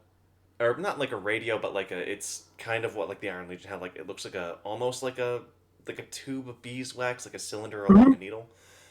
He hits it, notices that something isn't happening, and he goes, "What?" You see him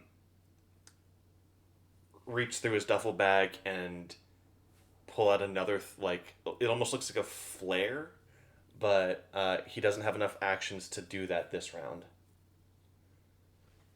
All right. I need to know what's going on with that next round. Yeah. Your passive perception makes it look like there's a lot of locks and safety mechanisms on it. So it's something they definitely didn't want going off accidentally. It looks like it also has a transmitter on it. Okay. Now, at the end of the round, you guys hear, you almost want to call it the tolling of a bell. It's like a faint iron tolling in the back of your head. You guys hear it across the city, but it feels, unless it's in your head, it's practically silent. Just the ringing of the tolling of the bells. And at that point, you notice everyone around you guys, all of you notice the energy in Shrimptown changes dramatically. Charlie, you notice you finally start seeing Shrimptown residents in full. Across the bay and the beach and the docks, the ones that were coated in fog, you notice that the brutes and the dashers who were making their way forward are suddenly vomiting salt water. They're unable to breathe. You see what appears to be a man made of clouds. No body, but as the wind blows, you just see like fog coming off of a silhouette of a man to just floating like bright lights where his eyes are.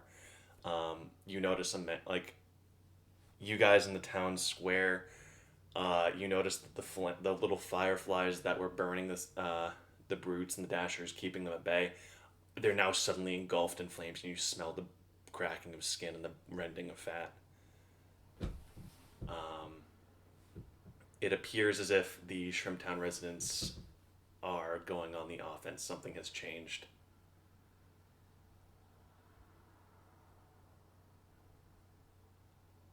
We moved. I have a question. What's up? What does disintegrate do? If you destroy a hit location entirely with it, it cannot be regrown. Okay, Not without continue then. significant skill investment. But that wouldn't negate regeneration and whatnot. It doesn't turn off regeneration, but if there's a power that specifically says regenerate limbs, disintegrate says no, you fucking don't. Interesting. I didn't actually know that. I shot that limb off fair and square, goddammit. Yeah, it's specifically there to counter healing powers and powers that like put you back in the fight. I actually thought it was to counter resurrection powers. It also does that, but not all resurrection powers need a body. Fair. There's a lot of good with it. Like it's subtle, but it's a very good extra. Makes sense. We're gonna stay in Shrimp Town for the time being.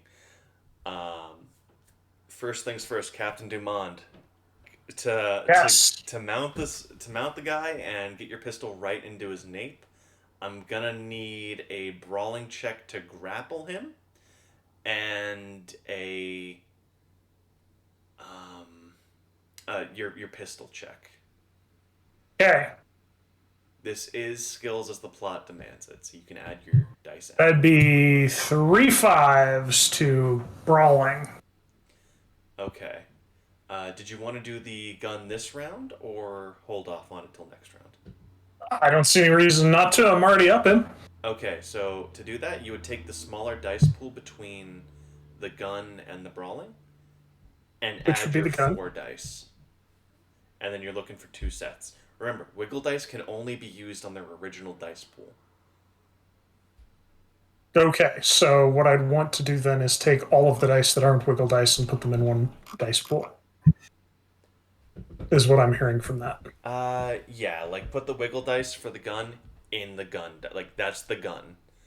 And then roll the normal dice, or roll whatever normal dice you have for brawling. That's probably the most efficient way to do it, but you don't have to do it that way.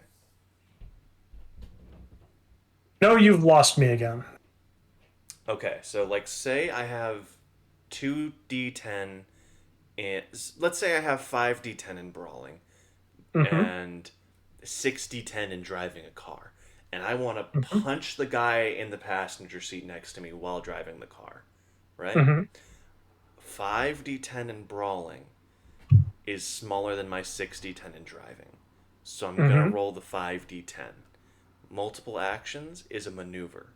So I'm going to drop a dice to do the maneuver. I have 4 dice, right? I'm going to roll those. I get 2 10s and 2 2s. I can use either of these for either action. I'm going to use the 2 2s to drive, and I'm going to punch the motherfucker in the passenger seat right in the face. Now, let's say I had a wiggle dice in driving. Like 1 wiggle dice in driving, and 3 in brawling, and I'm lucky, so I'm adding 5 dice just because I'm lucky. Like, that's a power. I'm going to use the wiggle dice, but that wiggle dice can only be used for its original skill, like I think it was in driving. So I have to use that wiggle dice for driving. I'm going to add the 5 lucky dice. Driving succeeds automatically because I have a wiggle dice, and then I roll 3 normal dice for the other thing. Okay, so in this case, I would roll, 7 dice for brawling, and then use the 3 wiggle dice for my gun? Yes. Okay. I believe. Then I will roll 7 dice, which is 2 2s. All right. So this guy, do you want to fire with your big guns again to give him some days? As long as they go off before his action, might as well. Cool. Pretty sure they've got speeding bullet. That doesn't change their order in the initiative. No, they don't have speeding bullet. Okay, it wouldn't matter either way. My gun does. Neat. All right. Okay, so you want me to roll for The guns of big the Spirit gun. of the Unknown? Okay. Do. That would be 7 10s. Okay. So this brute is gonna spend some willpower to not die. Specifically, he's gonna spend 1 base willpower and 5 normal willpower so that he can stay alive for a round and still take actions. Okay. Oh no! Wait, he actually. I forgot about his heal. That went off this round. He only needs to spend 4 willpower. That being said, as you see the lightning arc into this man's half regrown skull, you see like the seizing of muscles and like the locking of his back. Captain Dumond springs up from his slide, one leg on a man's back, hand on his shoulder, jams his gun down the man's now exposed neck.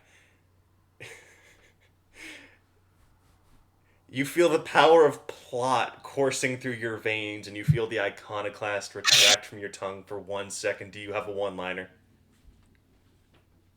Rest in pieces. You pull the trigger on your gun. The man's upper chest explodes into 1,000 pieces. And the slave collar goes off. Whoops. So you take 2 shock to all hit locations. Roll 6 dice.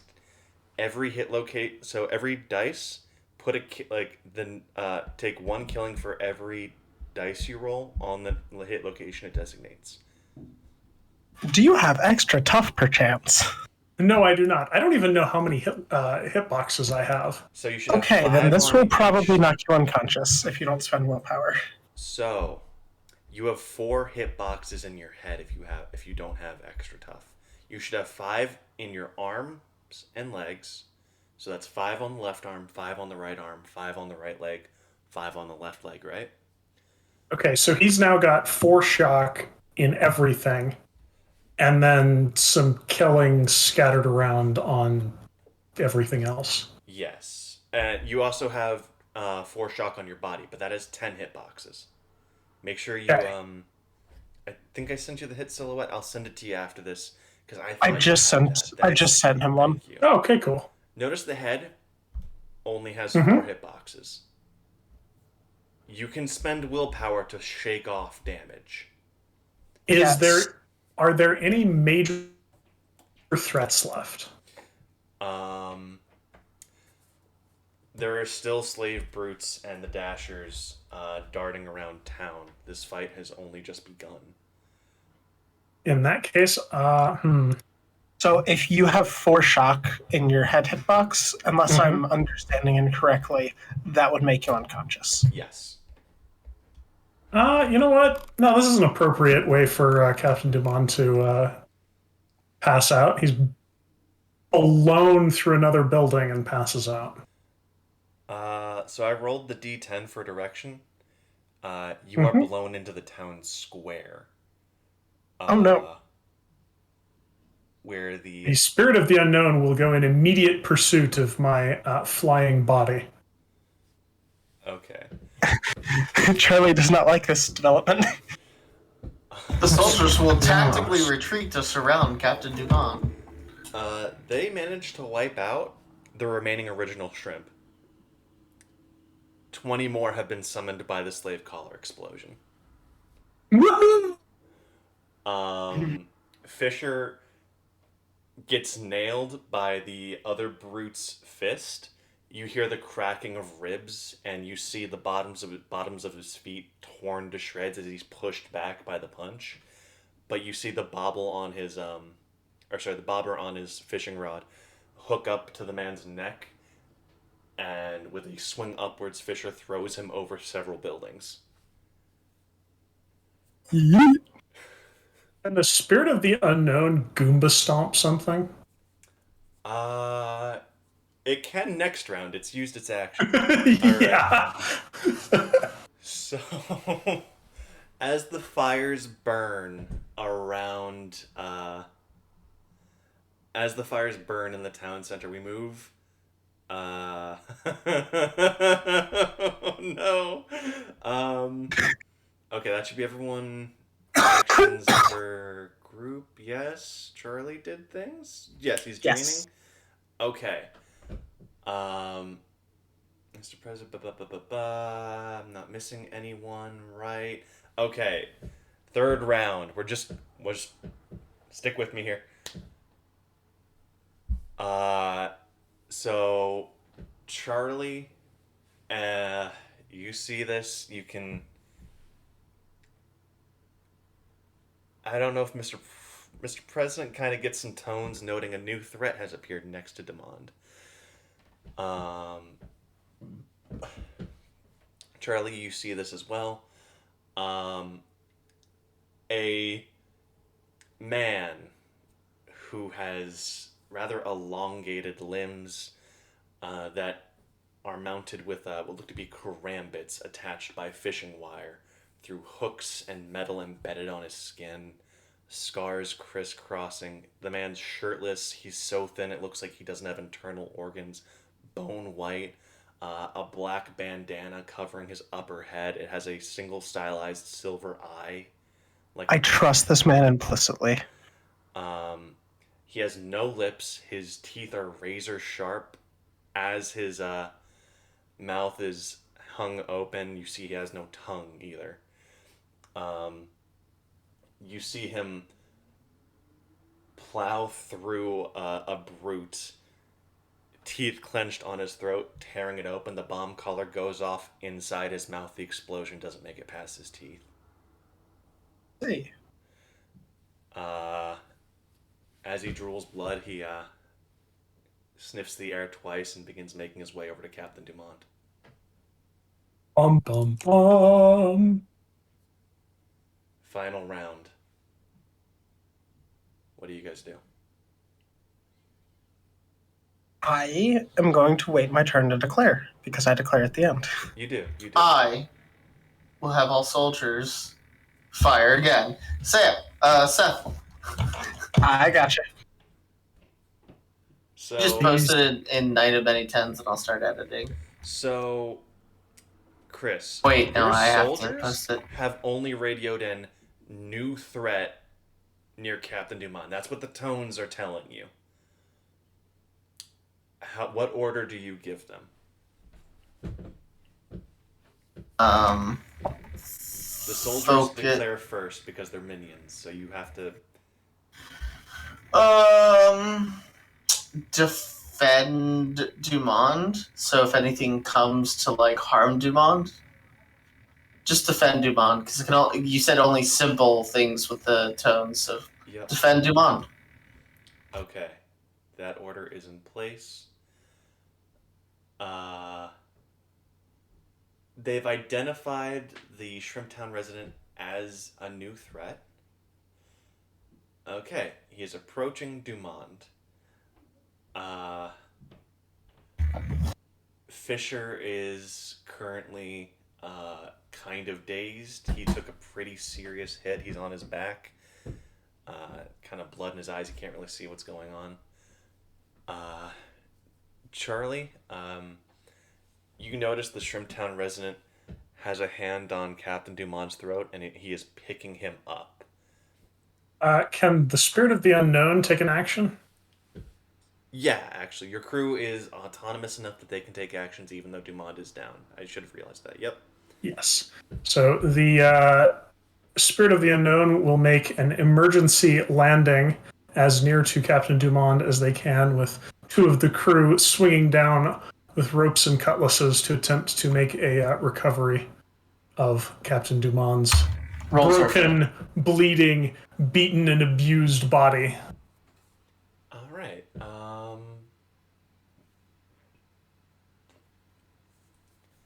I'm just going to say the crew is now next to Dumont. Let me think about how the final person declaring would respond to this. So the Shrimptown resident, or final person before Charlie, the Shrimptown resident notices that guns are now trained on him, in addition to the shrimp. There's now sky pirates coming for the man in his hands.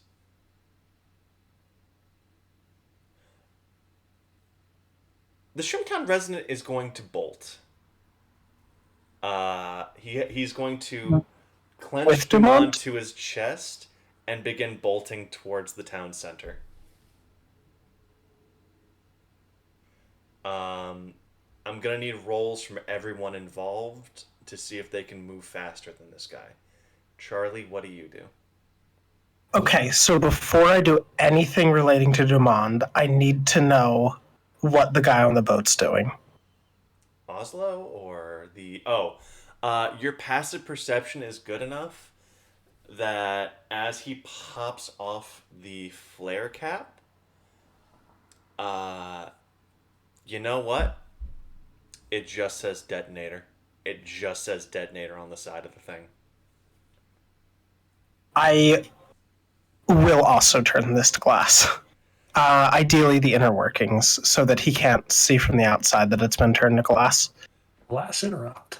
He's going to flip the switch, immediately look out at the slaves, specifically the bomb collars, and go, "Oh, fuck me!" And then he's going to grab his throat and begin coughing as like ash and bits of burnt paper come out. Ooh. I'm gonna need wits from everyone trying to get Dumond. What should I roll for the 2 members of the crew? They're just minions, right? Yes, but they're 2 hard die minions. So their leadership, solid. Unfortunately, they're not exactly hyper competent in combat. You're just gonna roll 2 dice. Okay. For each of them, or? No, just 2 dice, period. Okay. A 6 and a 1. Can I roll for the guys on the Spirit of the Unknown going in pursuit? Yes. And what would I roll for that? How many of them are there? There's 2 of them on board, Okay. but they would be using the flight of the Spirit of the Unknown. Okay, how fast is that? That is 6 die plus 1 wiggle die. Okay, roll that. I'll need a width. And how fast is it in absolute terms? 160 miles per hour. Okay. I'll need a width on that then. Okay. 3 threes. All right. The Spirit of the Unknown is barely keeping pace as this guy bounds from balcony to rooftop, makes 90-degree turns at high speeds, and skids along rooftops. Captain Dumond, you feel the fireflies from the hurdy-gurdy landing on your skin. You feel yourself healed for 2 shock and killing doll hit locations. As one Diggity, we're back in business. spreads through your bones. The Shrimptown resident's going to make a stealth roll as he bursts through a window, and That's my before shtick. bursting out the other side, he punches the floor, goes down 3 stories, and darts to the right and begins hiding. He's crashing through a window? Crashing through a window and then the floor. Can I make some sort of roll?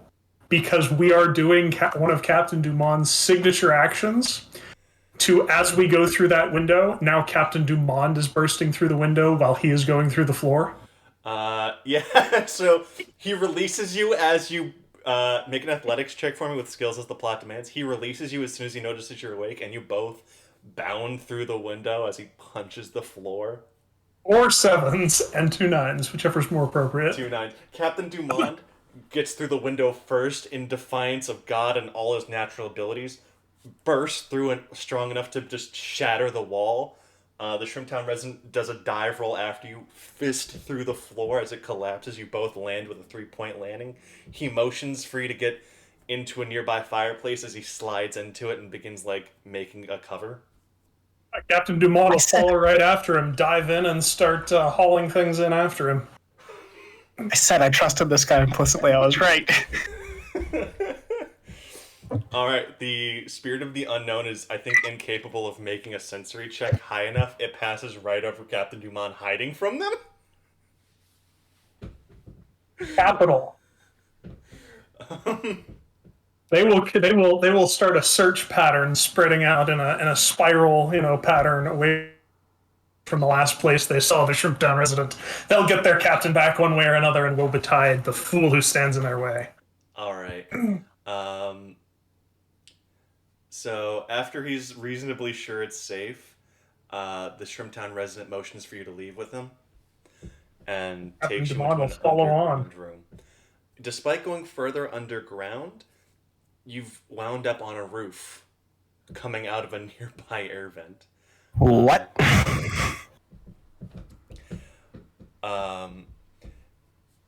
That good city topology. You see an occult circle You see animals on pikes spread out in like ritualistic, visceral totems. You see burnt offerings in auspicious places around the circle. It's all very shamanistic. You see a single man kneeling in the center, offering up a smoking bowl. You notice. What's up? Are any of them human bodies or anything like that? It's human-ish. It's all animals mounted as far as you can see around here. You notice that down below, a few of the Shrimptown residents are putting the slavers' bodies, like the overseers, on pikes and raising them up. Nothing wrong with that. You see the man kneeling is like covered in like chalk dust. You see black incense growing from like burnt and rent parts of his back and upper head.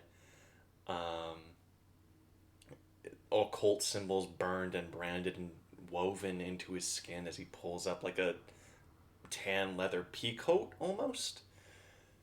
The clasp of which cuts off everything below the nose as far as you can see, so you can only see the top of his eyes.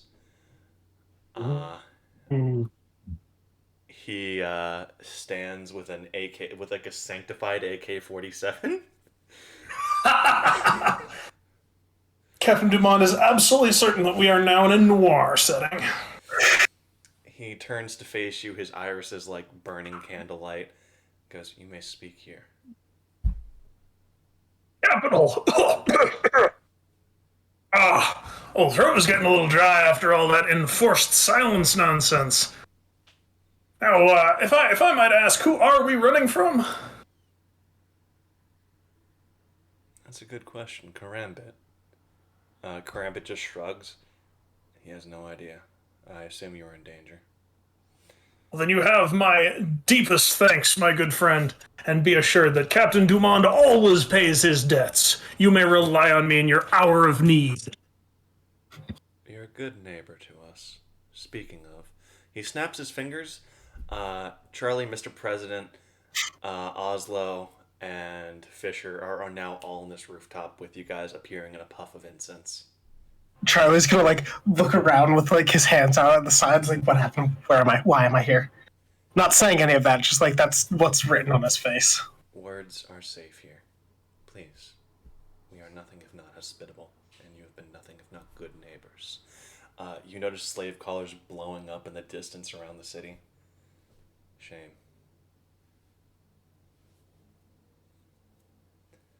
I thought I got this detonator. You got the detonator, but remember, if slaves die, the collars go off if they're not diffused in time. It's only a few, not all of them. Okay. It's only like one or two. You notice most of the slaves are now withered and being tended to by the the Shrimptown residents.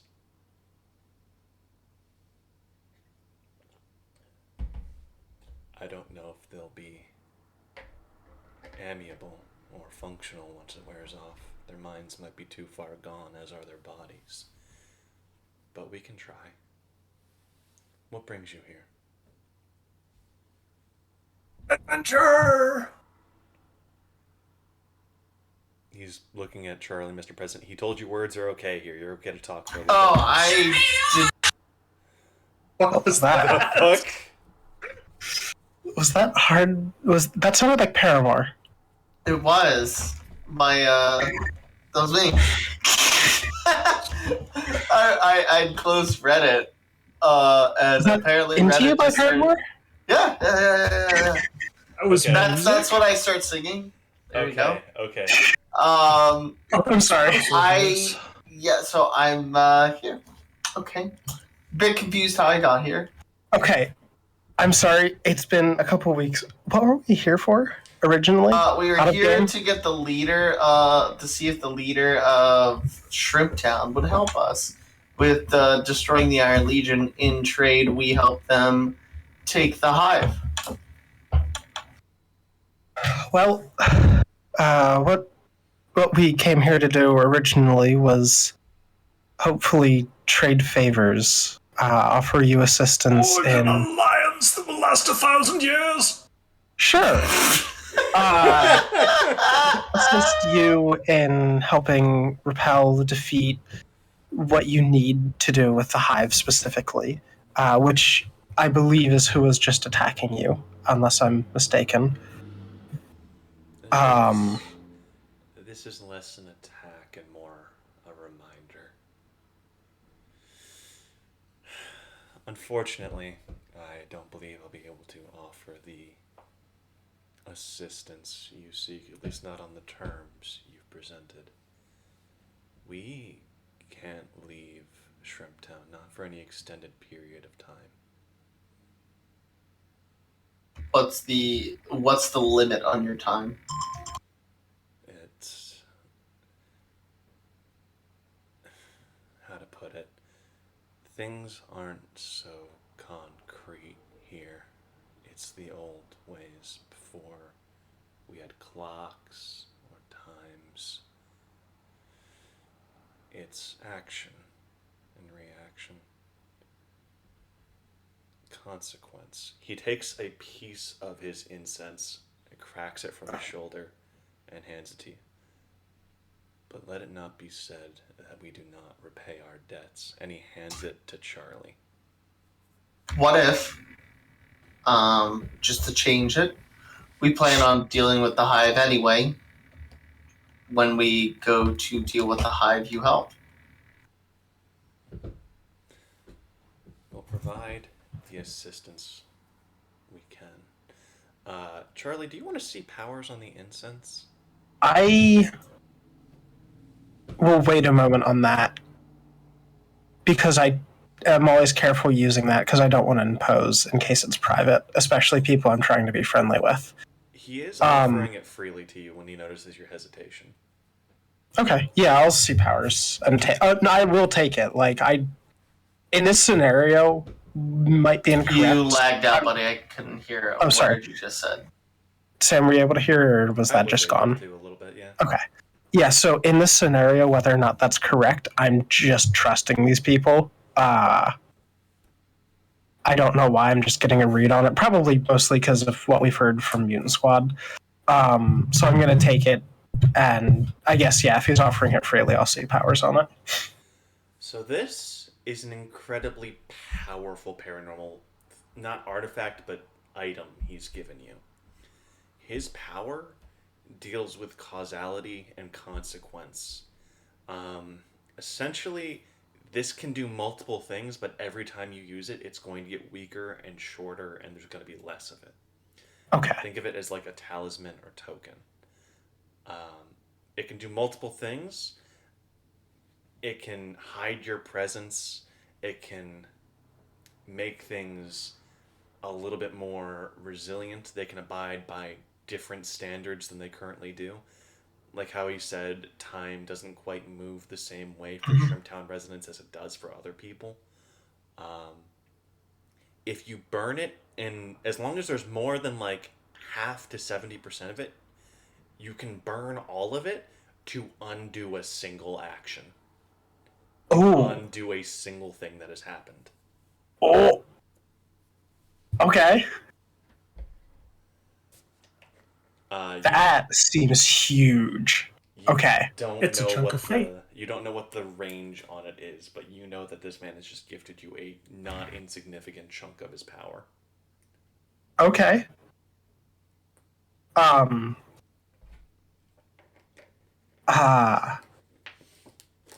Use it to undo him giving you a chunk of his power and see what happens to the fabric of the universe.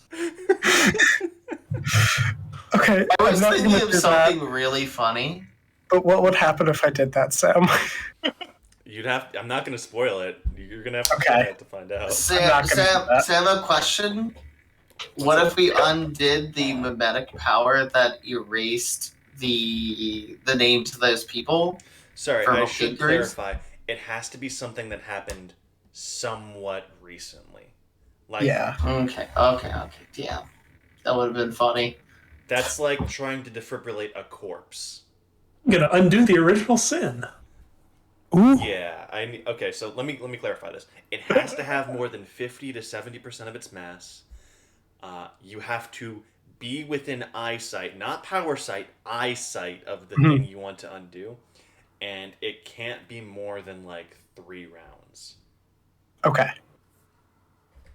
That's actually kind of about what I was assuming. But yeah. That includes anything from a power being used will be undone, and everything else will stay the same. It includes someone dying. That can be undone. Something being said that really shouldn't have been said. Undone. But more normal uses of that is you can burn a little bit of it to make sure that thing said is just missed by the target. Though that one has a roll. Gotcha. All right. I have the incense written down. Thank you for this. Now, I want to operate on clear terms. Is this repaying you for the help we offered now, or is this paying for our help in the future? It's for the help you already will give.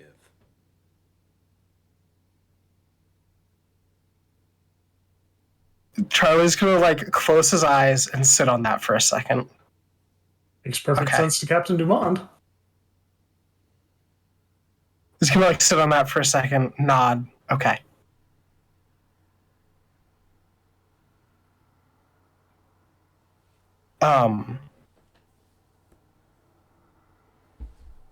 I don't know what help we can offer you right now, but Then don't. Go home. You're needed there. okay. Would you like me to leave you with some glass? I'll be able to see through this and see what's happening in here, or would that not work in Shrimptown? I don't know your methods or rules. You can't get a read on his face. He's just going to snap his fingers. You guys are on the Spirit of the Unknown, already halfway back home. Oh, nice. Captain Dumont is immensely disappointed. He wanted to sound out and see if anybody'd be interested in donating material towards the library he's intending to set up. What about all 40,000 troops, Sam? They are on the Spirit of the Unknown. It is incredibly crowded. Well, actually, only about 2,000 made it back alive. Oof. Yes, we are the Russian army. Oof. Topical. Oof. So, Oof. Oof. Sorry. On the elevator going down, as you guys go down, Animal's going to begin explaining. So the dark rooms are... I really need to go to bed soon, though. I'm sorry to cut you short. Okay, let's end here. I forgot you were... Oh, God, it's 9:52 already. That's my bad. I've been up since 4 a.m., so I'm kind of dying at this point now. Sorry. Alright, this session was a bit slow. Didn't exactly pace it right. Sorry about that. No, it's fine. It was a great session. You can't pace sessions. Gotta happen how they happen. This session was great. What are you on about? Yeah, it was great. Talking about. I'm just tired. I didn't give everyone equal screen time. Anyway. Who needs That's equal because they're screen time? losers!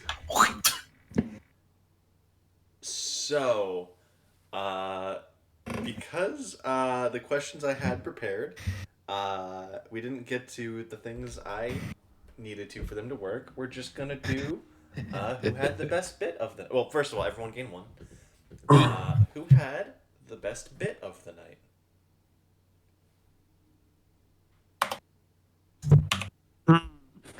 I don't think they're There wasn't really There's- any. Yeah, bit. there's only one bit, but it never happened. The whole bit of bringing back G-Slice just for one scene, but Yeah. it never happened. Like the only thing I can think I of was is so we're doing the excited. thing again. Yeah. Thinking I of was- Bill's... I was so Bill's excited. or whatever that was supposed to sound like. It was just me hissing really loud. Sam, how do you like the direction I'd like to take that? I like it a lot. I think that's pretty funny. I cannot wait for this seance to happen. I've been hoping to do this for like a month now. Oh, I It's when we love first talk to Timekeeper. this. Gives me a little time to research how I'm gonna say this. Perfect. I'm excited.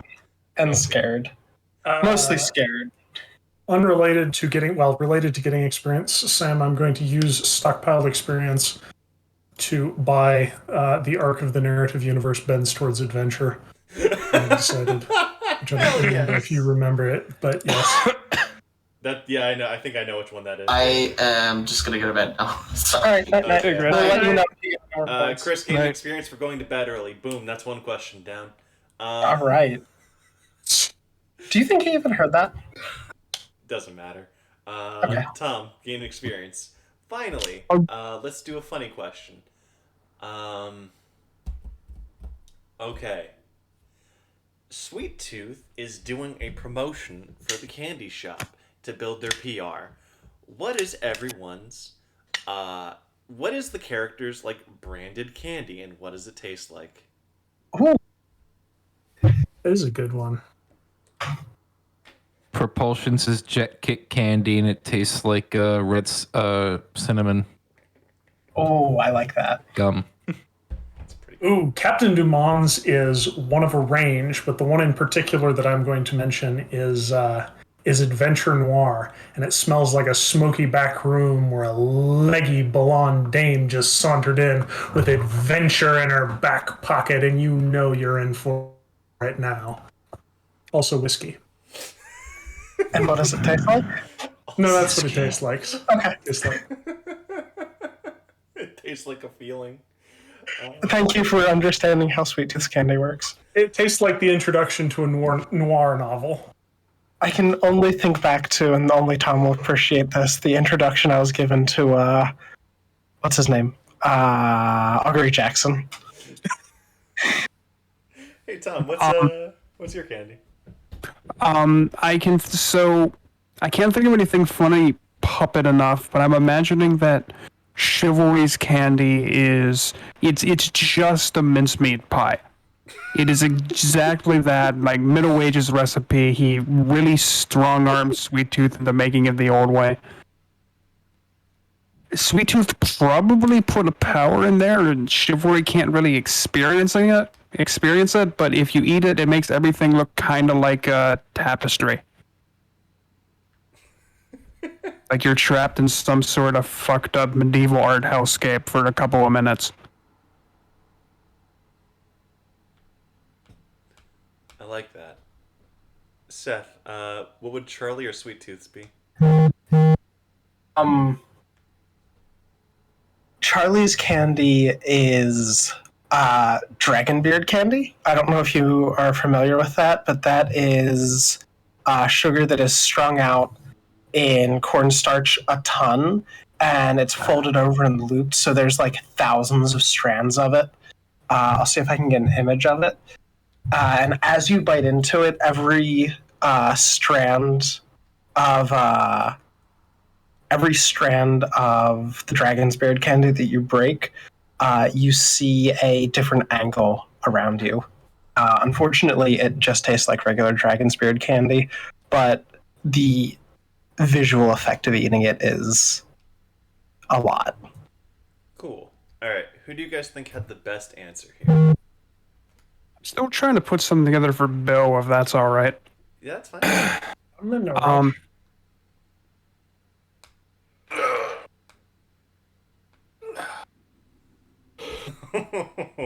So Bill's can't. Oh, this looks like cotton. Yeah. I was gonna say it looks like gauze. This is Bill's what it looks like candy stretched out. is. Why would anyone make cotton candy? The last time I ate cotton, it sucked. Bill's candy is called the Bayou Experience. It's a little hard candy in the shape of an alligator, and if you eat it, you just have the experience of an alligator. Like there isn't an alligator in the room, but you know you're being watched by one. As the player of Sweet Tooth, may I select my favorite? Yes. I will give this one to Derek because his is the most Sweet Tooth of the candies. Cool. Everyone else gains a willpower. Yeah. All right. All right. Any Good. final thoughts on the session? More willpower. Did you know that Bayou Bill has more willpower than Avery and Chivalry combined? I believe that. Yeah. How many willpower does Bayou Bill have? Bill currently has 28. Wow. He That's has a not lot as of m- command. Jose, I think, had 40 at one point in time. Sick. And then he met the Iceman. And then he spent it all in one turn of combat Jesus. with the Iceman. And Jose, I think, is the tankiest character I've ever made. The iciest man I of really the man. deeply dislike having to do discussion posts for online classes. So stupid. They never give you anything. John's the tankiest character I've ever made. Also, I really want Dragon's Beard candy. I've never had the opportunity to eat it, but it looks It's so good. very good.